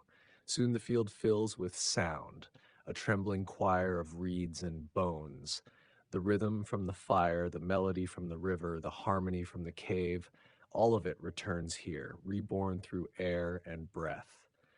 The woman adds her voice, matching your scale. Then someone begins to hum below it, grounding the tone. The sound grows thicker, warmer, alive. It's not just song anymore, it's conversation. You play a phrase, she answers with another, back and forth like speech. The tribe gathers, listening. The older ones close their eyes. Children sway gently, following the rhythm. For the first time, you see it clearly. This is communication through feeling, not words. Music isn't describing the world anymore, it's becoming a way to live inside it. As the sun lowers, you notice the birds again, perched on the branches now, watching. When you play a certain phrase, they respond. The same pitch, the same rise and fall. You test it again, they answer again. Laughter ripples through the group. Historians will call this mimetic interaction, a bridge between species built through shared sound. But for you, it's proof of something simpler, that life recognizes harmony, even when it doesn't understand language. Evening settles slowly. The sky deepens into violet. The tribes light the fire again, though now it feels like a continuation of the day rather than a beginning of night. The music returns, fuller, freer, no longer bound by repetition. You pass your reeds around, others pick up hollow logs, some begin to sing. The patterns grow complex, weaving through each other like vines. And then, somewhere in the middle of it all, something happens. The rhythm drops away. The melody stretches, turns uncertain, and suddenly the sound feels like sadness. You didn't mean for it to, but the notes fall lower, slower. The others quiet their instruments, their breathing softens, and you can feel the shift in the air. It's grief, collective and wordless. You think of the old hunter who didn't return last moon. You think of storms, of hunger, of faces you can't recall but still feel in your chest. The song carries it all. No one planned this, but no one stops it either. The sadness flows through the group like rain through soil, soaking everything but leaving no harm. When the final note fades, everyone exhales as one. It feels like something heavy has lifted. Historians will one day say that this was the birth of expression, the moment music became emotion instead of imitation. They'll write about catharsis, about early humans learning to process loss through rhythm. They'll note how minor intervals evoke melancholy. But none of them will know that you didn't invent sadness tonight. You transformed it. The fire burns low. You sit beside it with your flute resting across your knees. The woman leans her head on your shoulder, eyes half closed. The night is quiet again, but not empty. It hums softly, carrying the memory of sound that just passed. Somewhere out in the dark, a bird sings a note from your melody. You smile because the song is already traveling. It's leaving this place, finding new air, new hearts to live inside. You whisper, half to yourself, half to the night. It remembers. And the night in its quiet seems to whisper back, so do you. The night drifts slowly toward dawn. The stars fade one by one, and the dark begins to lift its veil. You don't sleep. None of you do. The tribe lies scattered around the embers, bodies curled near warmth, breath slow and even. The woman beside you stirs but doesn't wake. You watch the faint glow on the horizon turn from silver to pale gold, then to the first clear light of morning. There's a stillness in the air, the kind that feels earned. The fire has burned down to blackened wood, the ground is warm beneath you, and the world seems to hold its breath between one note and the next. You stand and stretch, your body heavy but calm. The reeds you used last night are still there, damp with dew. You lift one, test its tone, and smile when it sings true.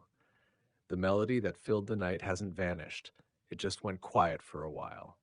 You hum it softly, letting it rise from memory. When others begin to stir, they hear you and join. First one, then another, until a dozen low voices hum together, still half asleep, still wrapped in dreams. The sound floats over the camp like morning mist, soft and translucent. It feels different now, not wild or communal like last night, but gentle, intimate, a song for waking. Historians will one day call this a dawn song or dawn ritual, found across every culture that ever existed. They'll note that it synchronizes energy, restores calm, bonds the group after sleep. They'll call it evolutionary adaptation, a psychological reset for a new day. But none of that will capture the truth that you sing simply because silence feels too fragile to leave alone. When the sun breaks the horizon, the hum fades naturally. Someone begins to stretch, someone else laughs. The rhythm of the day begins to build again, footsteps grinding stones, the crack of wood splitting, but everything feels lighter. The song has smoothed the rough edge of the morning. As the day passes, you notice something else. Music isn't just for firelight anymore. People hum while they carry water, whistle while they carve tools. Mothers sing softly as they wrap their children in skins. Even the hunters, those who move through the forest in silence, whisper little fragments of melody to each other as signals. A trill for here, a low tone for wait. Sound has become language. Historians will someday marvel at this transformation, how rhythm and melody evolved into speech, how tonal inflection became meaning. They'll say this is where the human voice learned purpose. But you don't think about it like that. To you, it's simple. Music teaches you to listen, and from listening, understanding follows. By afternoon, you find yourself by the river again, this time with children trailing behind you. They carry reeds, stones, shells, anything that makes a sound. You show them how to hold a reed just right, how to cover the holes, how to blow softly. They try, and the air fills with squeaks and laughter. Every failed note feels like the start of something beautiful. The woman joins you, smiling. She hums a melody, something new, and the children follow. Their voices wobble, unsure at first, then steadier. You add rhythm, tapping a stick against a rock, and before long, the song takes shape. It's brighter than any before, playful, alive. The children dance, their shadows leaping across the water. You watch them and realize something profound. Music isn't only for remembering or mourning or uniting, it's for teaching. It's how the next generation learns to feel before they know what words mean. Through sound, they inherit everything: your fears, your joys, your memories, your awe. Historians will write that this is how culture is transmitted. They'll call it the beginning of education, of storytelling. They'll say that repetition and song carried information long before writing, and they'll be right again. But they'll never see the look on these children's faces, the way they light up when they hit the right note, as if the world has finally answered back. The day wanes into gold. You and the woman sit by the riverbank, instruments resting in your laps. The children's laughter echoes faintly from the trees. You close your eyes and listen. Every sound in this world now feels deliberate, as if existence itself has fallen into rhythm. You think of the first fire, the first hum, the first accidental song. You think of thunder, of the cave's echo, of the heartbeat that started it all. It's all still here. Every sound, every vibration, every echo layered on top of the next. None of it has ever really ended. Historians, thousands of years from now, will build theories about where music came from. They'll trace it to bone flutes and bird calls, to heartbeats and language, to ritual and work, but they'll never fully understand what you've come to know, that music didn't come from humanity.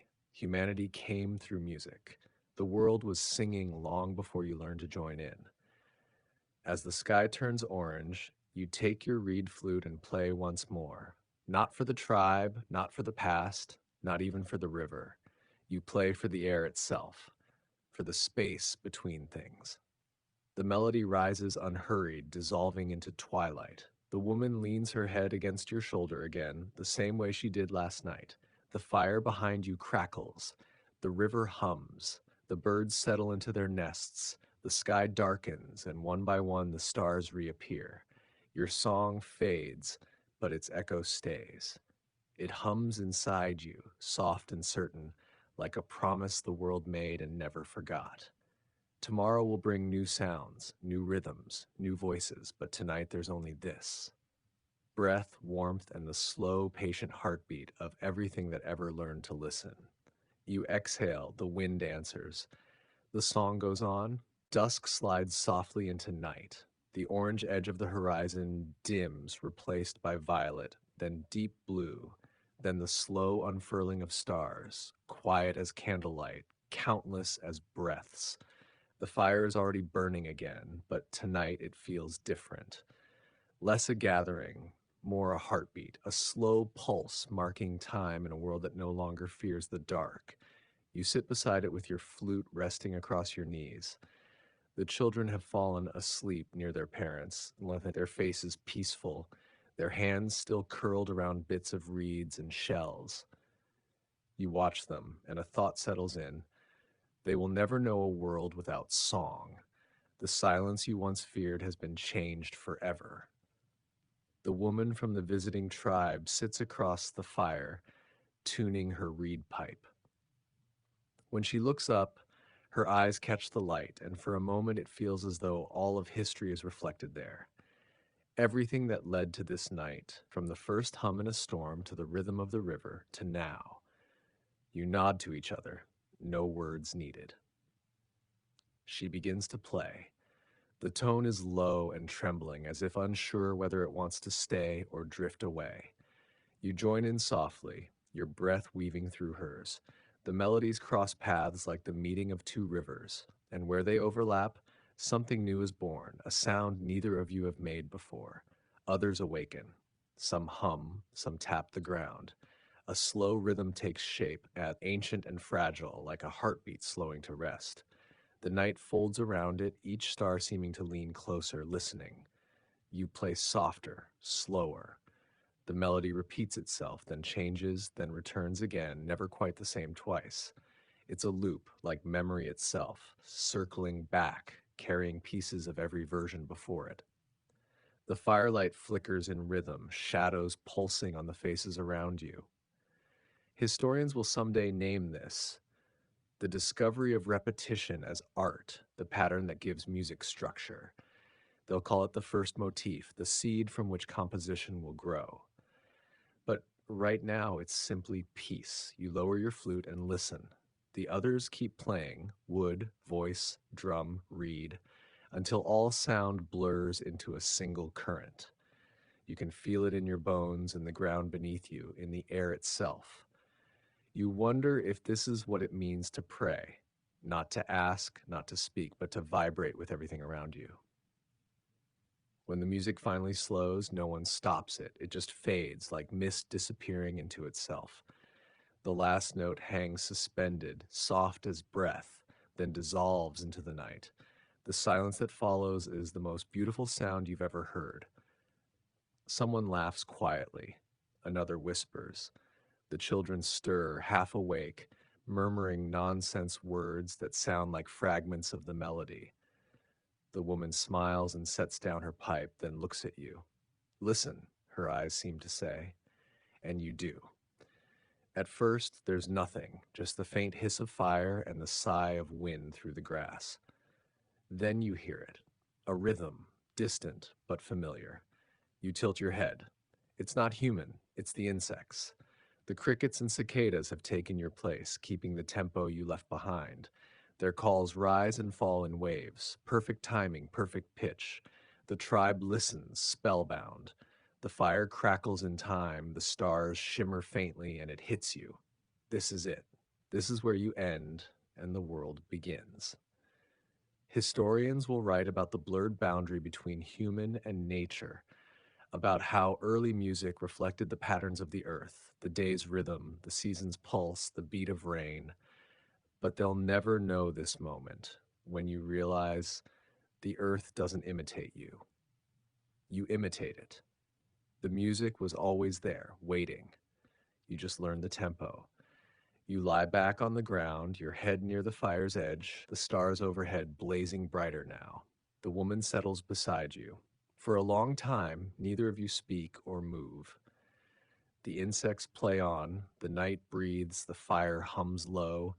Somewhere far away, thunder murmurs, a slow, deep note rolling under the horizon. You smile. It feels like an old friend clearing its throat before joining in again. The wind shifts, carrying the faint scent of rain. The air thickens, electric and warm. You know what's coming, and you welcome it. The first drops fall, soft, precise, striking the embers like tiny drums. The tribe begins to stir, covering baskets, moving tools under shelter. You and the woman stay where you are. The rain becomes rhythm, fast and chaotic, a wild percussion that fills every corner of the world. The fire hisses but does not die. It sizzles, alive in defiance. You laugh quietly, rain streaking your face, your hair plastered to your forehead. The woman laughs too, her voice blending with the storm. Historians will one day call this the cycle of inspiration, how humans learned from nature, turned it into art, and then returned it to nature again. But for you, drenched and grinning in the rain, it's simpler. The storm is playing your song back to you, louder, grander, wilder than you ever could. And for a brief, perfect moment, everything fire, rain, rhythm, laughter, thunder, heartbeat plays in harmony. When the storm passes, the night exhales. The crickets resume their melody, as softer now, as if exhausted. The tribe gathers again, quiet, reverent. You don't need to speak. The storm said everything. The fire is smaller now, but it still glows, stubborn and alive. You feed it a few dry sticks. The flame rises, trembling, and in its light you see steam rising from the ground like the world's own sigh. You close your eyes. The song continues, not in your hands, not in the air, but somewhere deeper, somewhere inside the quiet that remains. It doesn't need to be played anymore. It simply is. The night hums its agreement, and the earth, patient as ever, keeps the beat. Morning comes slower this time. The world seems to linger in half light, as if reluctant to move on from the night's music. Mist curls around the camp like smoke, carrying the scent of wet soil and wood that burned itself into memory. You sit by the fire again, the air cool against your skin, and breathe deeply. Every inhale still feels like a note, low, steady, patient. The others wake in silence, calm and unhurried. The children stretch and laugh softly, the sound blending with the faint hum of insects. The storm has washed everything clean. Even the sky feels tuned, as if the clouds and sunlight agreed on a harmony before parting ways. You rise and wander toward the trees. The ground is slick with rain, your footprints dark against the soil. Each step releases a faint squelch, a percussive whisper. You notice it almost immediately. Your body wants to follow a rhythm again. You adjust your pace, step, step, pause. The sound of walking becomes its own small beat, a reminder that movement itself is always a kind of music. Deeper in the forest, the sound changes. Water still drips from the leaves, slow and irregular. like a percussionist learning restraint. You tilt your head and start to hum along, matching the rhythm of falling droplets. The pitch of each drip varies, high when it hits stone, low when it lands on moss. You trace the melody, then add a simple repeating tone beneath it. For a moment, you forget yourself entirely. It's not you making music, it's the forest playing through you. When you return to camp, the tribe is awake and already working. But today, something's shifted. The visitors are still here, and now they're teaching, showing your people how they trap fish, how they weave with tighter knots, how they shape clay to carry water longer. In exchange, your tribe shares its own skills: fire making, shelter, song. It's a barter older than memory. At some point, a small circle forms near the river, elders from both groups sitting in the sun, flutes and reeds and drums between them. You join them quietly. The woman with the reed pipe gestures for you to sit beside her. The sound they're making is different today: steady, deliberate, not for celebration or ceremony. It's patient, measured, like counting or marking time. You listen for a while before realizing what it is. They're not just playing, they're recording.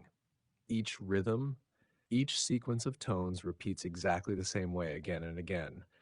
The elders are testing memory, translating repetition into preservation. The woman explains through gesture. When one group leaves, the other can replay this sequence, and the sound will summon the memory of those who are gone. It's communication through time. Historians will someday call this oral notation the birth of music as archive, the first attempt to make sound survive its own fading. They'll say this is how myths began, how history learned rhythm before words. But to you, watching the elders nod to each other in satisfaction, it feels simpler. This is humanity's first photograph, captured not in pigment or stone, but in pattern. Um, the session lasts all afternoon. The same melody loops again and again until even the wind seems to know its place in the cycle. By evening, you can hum it without thinking. So can everyone else. It's become part of you, an imprint, like a heartbeat you didn't know you'd memorized. As dusk settles, you play it one final time beside the fire. The two tribes hum together, no longer two, no longer visitors. The melody binds you like a thread pulled through everyone's chest. The night accepts it without question. When the fire dims and people drift to sleep, you remain awake, staring into the glow. You realize you've seen something extraordinary tonight, not just the invention of memory, but the moment sound became story. You think of the generations to come, children who will hum this same melody long after the faces around this fire are forgotten. They won't know its origin, won't know the storm or the river or the laughter that gave it shape. They'll only know the feeling it carries, the echo of belonging, of hands around flame, of eyes meeting in wordless understanding. Historians will find fragments, flutes, drums, drawings, and they'll guess at meaning. But they won't know that the meaning was never in the objects. It was always in the silence between the notes, in the breath shared across time. You reach for your flute and play the melody once more, softly, barely above a whisper. The sound drifts upward, twisting with the smoke. You wonder how far it'll go, how much sky can hold a single note before it fades into nothing. But as you play, the night answers. A soft wind carries the tone, stretching it farther, blending it into the hum of insects, into the rhythm of the world. You smile, realizing something that no future scholar will ever prove, but every soul will somehow remember. No song truly ends, it just finds new air. You lie back, the flute still warm in your hands, and close your eyes. The last thing you hear before sleep is the sound of the wind playing its own version of your melody, fainter, freer, endless. And as dreams take you, you understand the oldest truth of all. You didn't teach the world to sing, you remembered that it already was. The next morning is colder. The mist doesn't lift, it sits heavy on the valley, muffling sound until even your own breath feels far away. The world seems to have turned down its volume, as though it's resting after so many nights of rhythm and song. You walk alone through the pale fog, the grass slick beneath your feet, and for once, the silence doesn't feel empty. It feels earned. When you reach the river, the surface is perfectly still, no ripples, no wind. It's as if the world is holding a single long note, a pause that carries meaning. You kneel and listen. The water murmurs faintly under the stillness, and you realize something profound. The silence isn't the absence of sound, it's the foundation that lets sound exist at all. You close your eyes and hum one soft tone. The echo comes back immediately, gentle, rounded, almost human. You test another, lower this time, and hear the response again. It's not the cave's echo or the fire's rhythm. It's something deeper, slower, like the earth humming with you. You listen closer, and it feels as though the world is matching your pitch on purpose. Historians will someday call this resonance, the sympathetic vibration of frequencies that align. They'll build instruments and buildings around it, study it, name it, worship it with formulas. But here, you don't need words or math. You just know. When two things share the same sound, they stop being separate. You stay there for a long time, humming into the mist, the river answering back. The vibration seeps into your bones, up through your chest, into your skull. You can feel it settle behind your eyes, not as sound, but as presence. It's peace, not the kind that comes from quiet, but the kind that comes from harmony. When you return to camp, the tribe is preparing to leave. The visitors are gathering their things, lashing baskets shut, tightening straps. The woman with the reed pipe stands apart, her hands busy, her eyes on the river. You understand before she says anything. Their path will diverge here.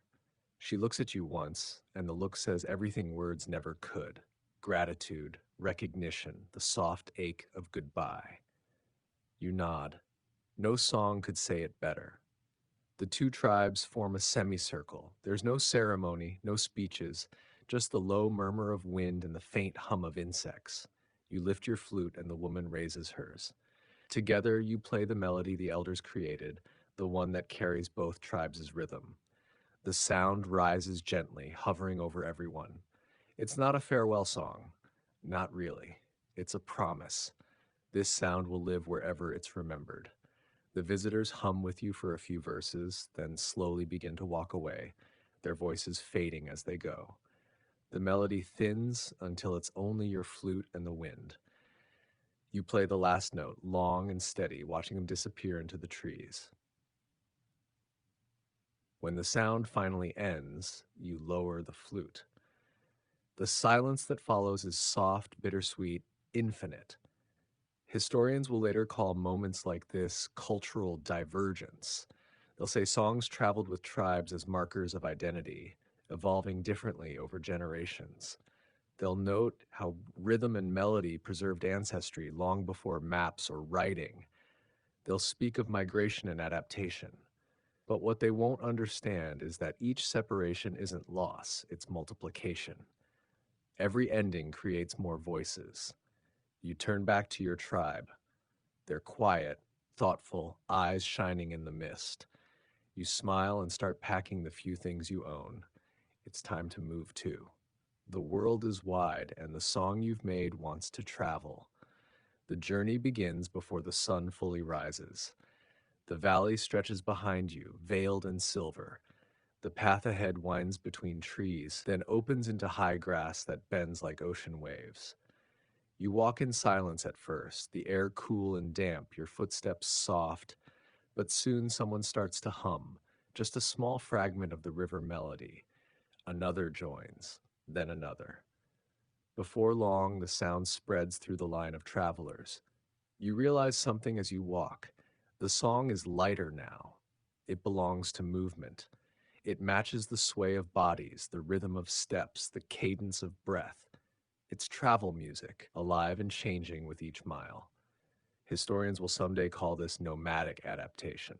They'll write that as early humans migrated, their music evolved to match landscapes and journeys, that walking birthed tempo and distance birthed endurance in song.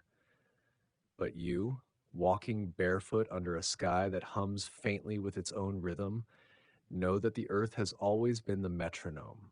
The sun climbs higher. You hum quietly, watching how sound carries farther here, across plains, through the tall grass, bouncing off the invisible walls of air.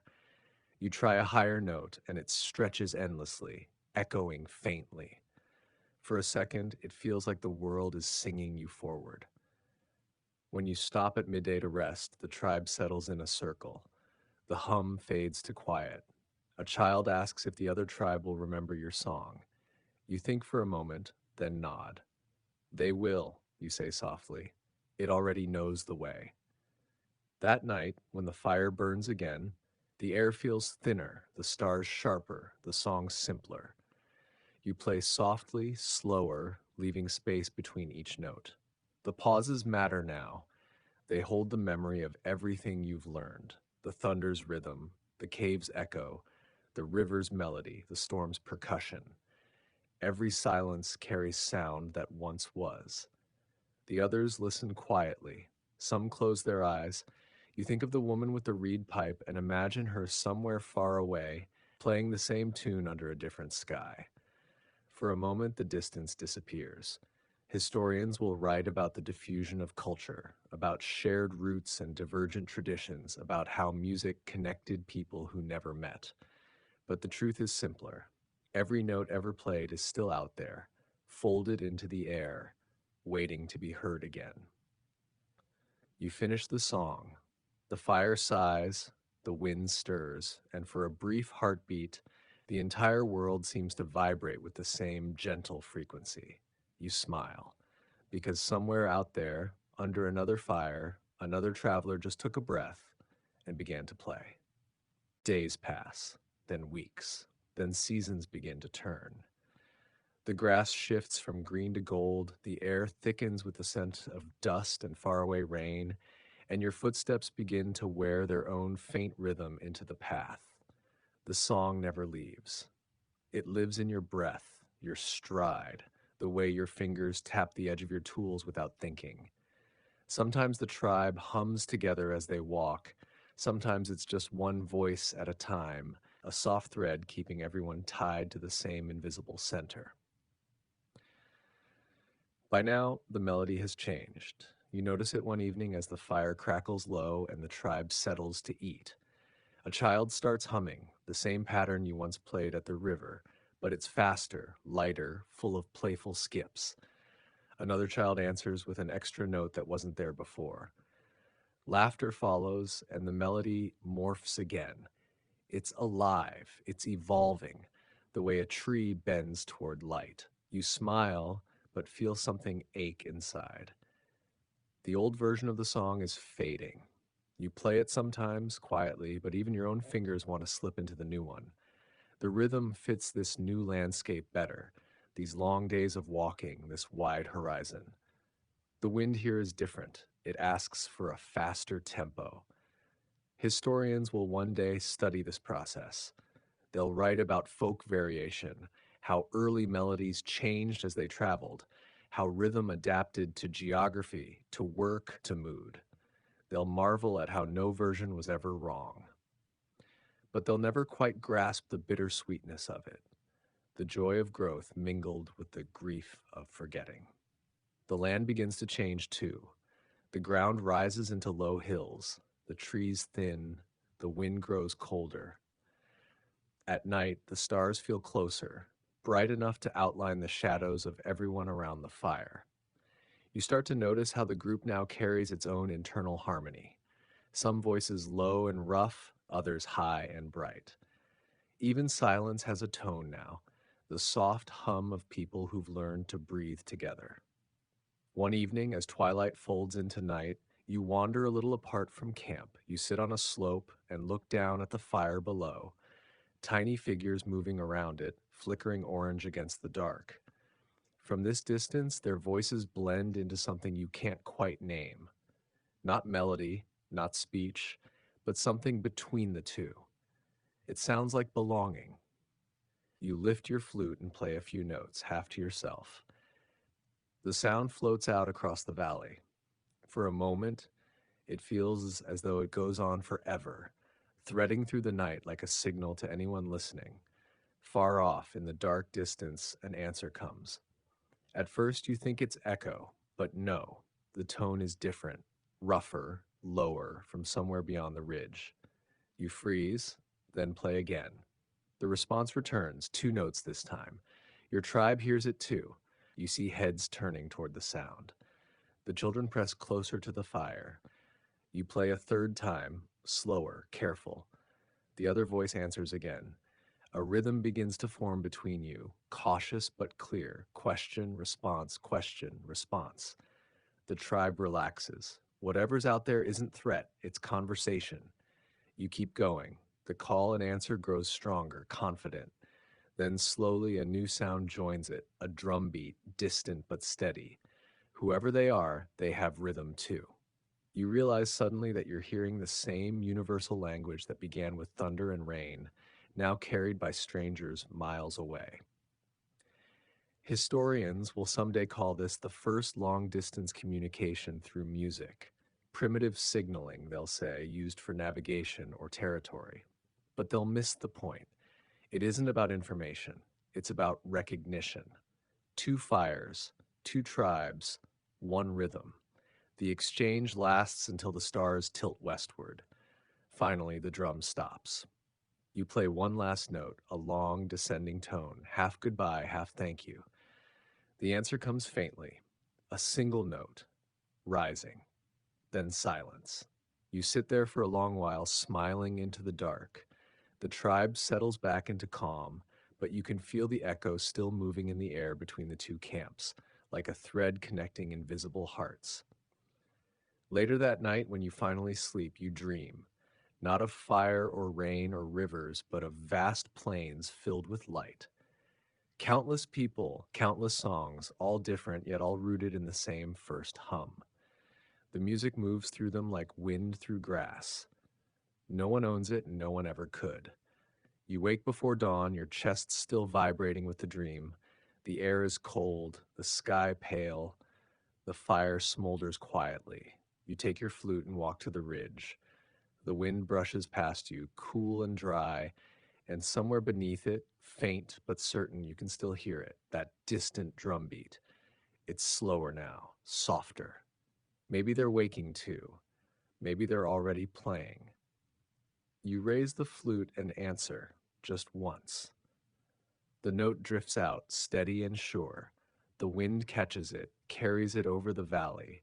You lower the instrument and smile. Historians will one day say this was the beginning of connection across distance, the foundation for language, trade, and society. But you know what it really is. It's the world remembering itself. You walk back toward the camp as the first light spills over the hills, warm and bright. The tribe is stirring, ready to move again. The children hum the new version of the song, voices rising with the dawn. You join them. The melody lifts, stretches, carries on the wind, forward, always forward. A song that never ends because it never began. It was always here. You just learned to listen. The morning unfurls like breath, slow and bright, full of promise. The valley you've been walking through for weeks now opens into a plateau, wide, flat, endless. The air smells of cold stone and sunlight, and sound carries farther here than anywhere else you've ever been. When you speak, your voice seems to float back to you with a faint delay, as if the world is considering your words before returning them. You pause at the edge of the rise, your tribe gathering behind you. Down below, the land folds into cliffs and canyons, their walls echoing faintly with the wind. You listen, and for the first time, you can hear distance itself, air shifting in waves, stone vibrating with every gust. You whistle experimentally. The sound bounces off a far wall, then returns, softer, slower. The children gasp and laugh. You try again, lower this time, and the echo comes back richer, fuller. The woman beside you picks up her reed pipe and mimics the note. Together, your sounds weave through the canyon like birds tracing patterns in the air. Historians will one day call this the discovery of echo space, the first conscious understanding of acoustic reflection. They'll say humans used it to navigate, to communicate across distance, even to measure the size of spaces. But standing here, feeling your sound return to you transformed, it feels more like conversation with the earth itself. You spend the day exploring the canyons, each one with a voice of its own. Narrow passages whistle sharply, wide basins return deep, lingering tones. Some echoes overlap, forming chords no instrument could replicate. You test them, play small sequences, listen to how the walls answer differently each time. Soon the whole tribe joins in. Children shout, adults clap, and laughter fills every crevice. The canyon becomes a symphony of reflection. Later, when the sun dips low, you find a spot where two walls face each other closely. You hum a low tone, and it bounces back again and again, layering on itself until the air seems to vibrate. The others fall silent, awed. You close your eyes, still humming, feeling the sound swirl between the stones like something alive. You realize for the first time that sound doesn't just move. It stays. It lingers in the air, in the rock, in the space between breaths. You can feel the way your voice fills the world around you and becomes part of it, even after you stop. Historians will later describe this as the discovery of resonant permanence, the idea that sound energy leaves invisible traces. But for you, it's something closer to faith. The song doesn't die, it transforms. When night comes, you gather at the base of the cliffs. The fire burns brighter than usual, its light crawling up the rock faces, turning them gold and alive. Someone begins to drum softly, a heartbeat. Another hums. You lift your flute, and the melody rises into the air. The canyon responds. The echoes return like a chorus of ghosts, repeating and reshaping your notes until they sound larger, ancient, eternal. The fire crackles in rhythm, and everyone joins in. The sound rolls back and forth from one side of the valley to the other, overlapping, growing richer. It feels like singing inside a living lung. You glance up, and the stars seem closer than ever, each one pulsing faintly as if matching your rhythm. You think about how long the light has traveled to reach you, how every shimmer above is a kind of echo too, a reflection of something long gone but still burning. The sky, the canyon, your tribe, they're all echoes of something older. The music slows, softens, the echoes fade. The canyon holds the silence carefully, like an old friend catching its breath. You look around the fire and realize that everyone is smiling, eyes glistening in the glow. No one needs to speak. You all feel it. You've made the earth sing back. Historians will find caves and chambers later, deep underground, where early humans carved flutes and painted walls that magnify sound. They'll wonder why those spaces were chosen, why the walls were covered in animal shapes that seemed to move in the firelight.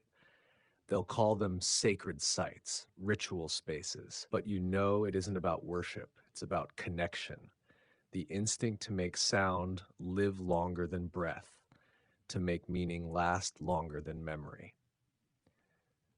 As the fire dies down, the wind returns, carrying the faintest echo of your last song. You listen as it moves through the canyon, fading into the distance until it's nothing but air again. You close your eyes and imagine that somewhere, far beyond the horizon, another tribe will hear that echo and pause. Maybe they'll hum it, maybe they'll add to it, maybe they'll change it entirely, and the music will go on. When sleep comes, it's dreamless but full of vibration, the steady hum of earth and sky still resonating together. The melody that began with thunder, that passed through fire, through river, through wind, through distance, now lives in stone. You wake to the dawn light brushing your face. The canyon is quiet again, but when you exhale, the air hums faintly in reply. You smile. Because you understand now, sound doesn't disappear. It waits. It waits for someone to listen. And in that waiting, in the silence that remembers, the world keeps singing.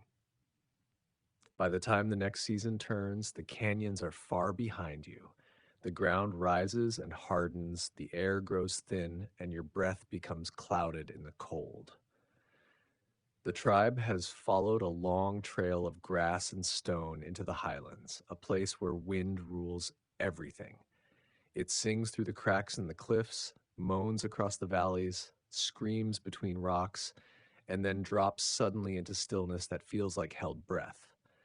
You stop often just to listen. Each gust has a tone, each pause a texture. Some winds sound hollow, like flutes made of air. Others grow deep and throaty, dragging across the land in long, unbroken notes. The woman beside you calls it the mountain's voice. You nod. The world has become its own instrument. You notice that everyone walks differently here, heads tilted, eyes half closed as though listening to invisible signals. The music is everywhere now. It's no longer something you make, it's something that moves through you, like weather. When the tribe stops for the night, you build the fire low to keep it from fighting the wind. The sound of flame and air weaving together becomes the night's rhythm, two elements arguing in harmony. Someone begins to tap a drum softly, matching the pulse of the wind. Another hums a long, trembling note. You join with your flute, adjusting the pitch until it matches the key of the air itself. For a while, no one speaks. The sound is simple but perfect: wind, drum, breath, fire. The music feels ancient, and you realize this is what the first storm must have sounded like when the earth was new. Historians will one day study this phenomenon. They'll call it environmental tuning, the instinct to adapt music to the landscape, to use sound not to control nature but to align with it. They'll say it was the earliest form of worship, but you know it isn't about asking for favor, it's about respect. It's about remembering you're made of the same air that sings through the stones. The night deepens, the stars burn colder here. Small, sharp, precise. You play slower, softer, letting the flute drift between phrases. Each note hangs in the air longer, carried by the thin wind. You start to notice patterns in the pauses themselves, the silence between sounds. You've always known that music comes from rhythm, but now you see the truth. Silence is rhythm too. The world breathes in rests and intervals, the same as your lungs. The music of existence isn't constant, it's shaped by the spaces between. Historians will later write about this discovery as the birth of phrasing, the foundation of musical structure. They'll describe how early instruments mimicked wind and bird calls, how musicians learned to play with absence as much as sound. But standing here, watching firelight flicker against cold stone, you realize you don't need to play silence. You only need to stop long enough to let it speak. You lower your flute and listen. The fire cracks, the wind sighs, and for a few heartbeats, there is nothing else. Then, slowly, a faint sound rises from the tribe, voices, not in unison but in layers. A dozen different tones, soft and low, building gently like waves. It isn't a song, not yet. It's something closer to breathing together. You can hear the way the notes fold and unfold, always changing but never clashing. You close your eyes and add your hum to theirs. The sound surrounds you completely, inside your chest, behind your eyes, everywhere. This is something new, not melody, not rhythm, harmony. Historians will one day describe it as the birth of polyphony, multiple voices resonating at once, not fighting for dominance but coexisting in balance. They'll call it evolution, but you feel what they never will. It isn't invention, it's discovery. Harmony was already here, waiting in the wind, in the trees, in the overlapping sounds of nature. All you did was join the chorus. The sound builds, slow and steady. No leader, no pattern, just breath becoming vibration, vibration becoming presence. The fire flickers higher, shadows climbing the rock walls. Your hum wavers, then steadies, your chest trembling with the power of shared sound. And then something strange happens. The wind shifts, catching the sound and carries it upward. The note you sing comes back seconds later, faint but distinct, rolling down from the cliffs above. The tribe gasps softly. The mountains are singing back. You tilt your head and laugh quietly, then hum again, louder this time. The echo answers, fuller, brighter, turning your small harmony into a vast cathedral of sound. You can't tell where your voice ends and the world's begins. You stop suddenly. The echoes keep going, repeating, fading, overlapping, like ghosts of sound lingering long after their source has gone silent. The tribe stands transfixed, eyes wide, listening to the mountains finish what you started. Historians will never capture this moment. They'll find traces of instruments in caves, analyze acoustic properties of ancient rock walls, write papers about resonance, but they'll never understand the way it feels when the earth becomes your duet partner. When the sky takes your voice and folds it back, transformed. When the echoes finally fade, the world is quiet again. You look around the circle, everyone is still, breathing slowly, eyes glistening.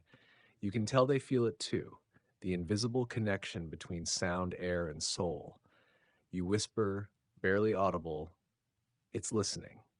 The woman with the reed pipe nods. "So are we." You smile. The wind carries your breath into the dark. And for a long, suspended moment, there is no tribe, no past, no future, only vibration, only harmony, only the endless, patient heartbeat of a world that has always been singing beneath your feet. The morning after the mountain's echo feels quieter than any morning you've ever known. The tribe wakes slowly, as if afraid that moving too quickly might shatter whatever invisible thread still binds the air together. Even the wind, usually restless, usually talking, moves in long, even sighs, as though the whole world is catching its breath. You climb higher. The air thins, sharper now, cutting cold against your cheeks. Each breath burns a little, but it feels pure, like the edge of discovery. From here, the valley below looks endless, folds of stone and cloud and memory. When the sun rises, it paints everything in light so bright you have to squint. Someone behind you starts humming softly, and the sound floats out over the cliffs like incense. You join without thinking. Then another voice, then another. Soon there's that same strange unity again, unrehearsed, effortless, ancient. The hum lifts and expands, filling the empty sky with a sound that feels alive. But this time, something's different. The echoes that come back are delayed, blurred by distance, layered like time itself. You hum again, slower now, and the mountain answers in fragments of your own tone, older, deeper, ghostly. It's like hearing your past selves sing along from the canyons below. Historians will someday marvel at how early humans used echoes to measure vast spaces, to map invisible boundaries, to navigate. But none of that will describe what's happening now. The realization that your voice can outlive its moment. You are hearing yourself from before, the you that seconds ago still traveling through the world.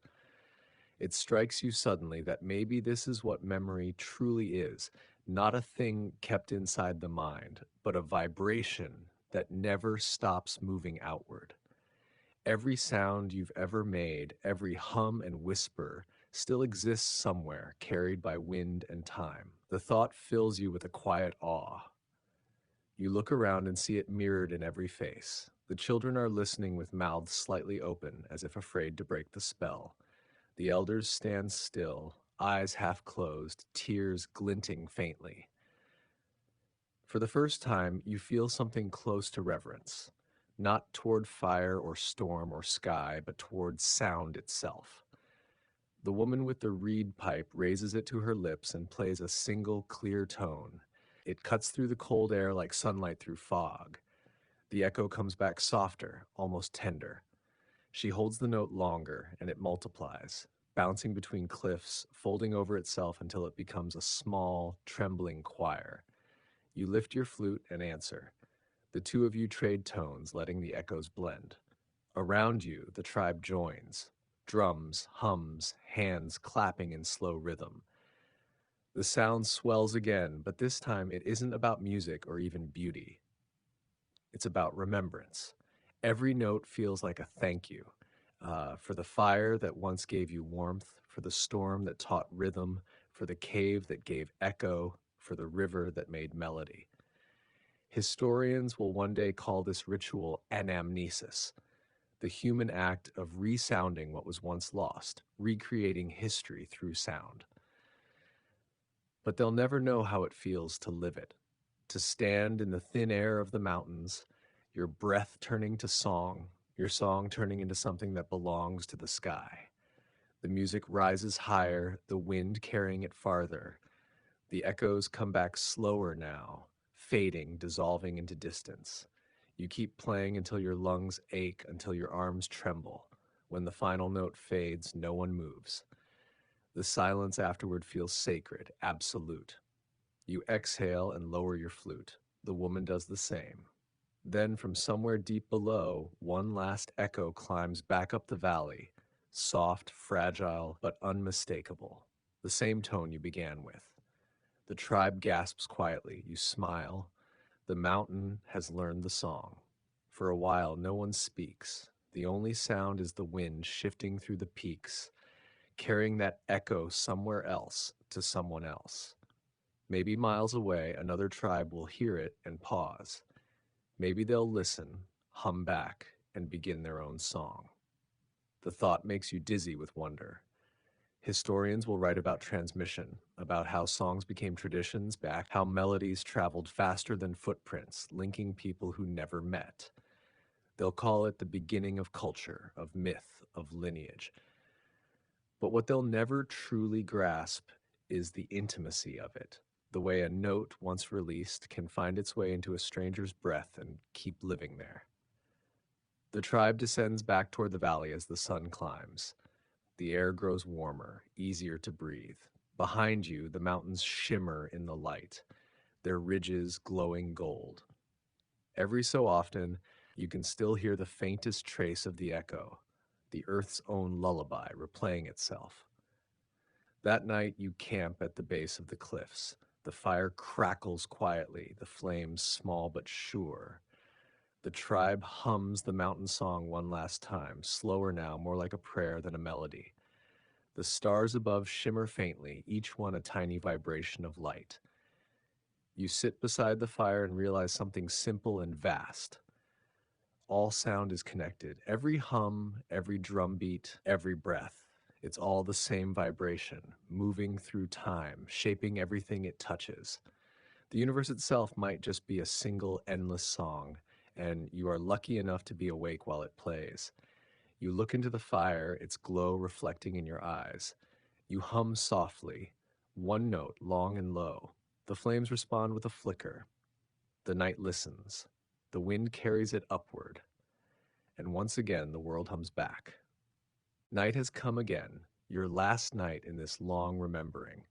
The air is cool, patient, silvered by the full moon rising over the ridge. The tribe sleeps near the embers, bundled close, breaths rising in quiet rhythm. Only you and the woman remain awake. The wind that once howled now moves like a slow pulse through the grass, steady, gentle, endless. You sit by the dying fire, your flute across your lap, and listen. The sounds of the world, fire, wind, water, even silence, have all become part of one vast pattern. Every night has been practice for this one moment of stillness. Every sound you've ever made lives here, between one breath and the next. You lift the flute one last time. The note you play is low, almost a whisper, but it carries. It moves across the valley like memory given wings. The woman joins, her reed pipe taking the higher tone, the two melodies circling each other like old friends. Slowly, Others stir in their sleep, half awake, half dreaming, their voices rising unbidden to join. The harmony builds gently, not loud, not insistent, just certain. The song is everything you've learned. The rhythm of thunder, the breath of caves, the echo of mountains, the pulse of water, the heartbeat of fire. It's every story carved into sound, every goodbye in return. Historians will one day give names to all of it: music, myth, memory. They'll divide it into centuries and styles, but they'll never be able to divide this. The moment when humankind and the world breathe the same rhythm, the same note, the same understanding. The song swells once, bright as dawn, then softens into calm. The children hum in their sleep. The old ones close their eyes. The echoes of your last notes wander into the dark, smaller and smaller, until they merge with the hush of the earth itself. You lower the flute. The woman smiles. There is nothing left to add.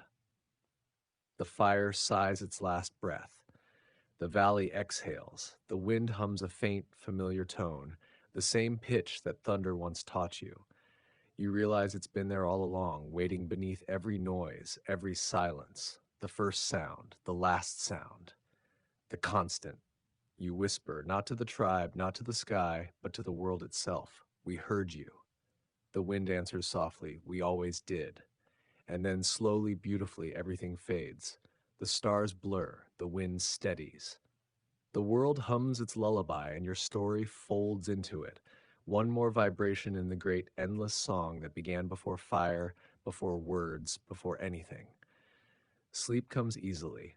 The earth keeps singing. Sweet dreams.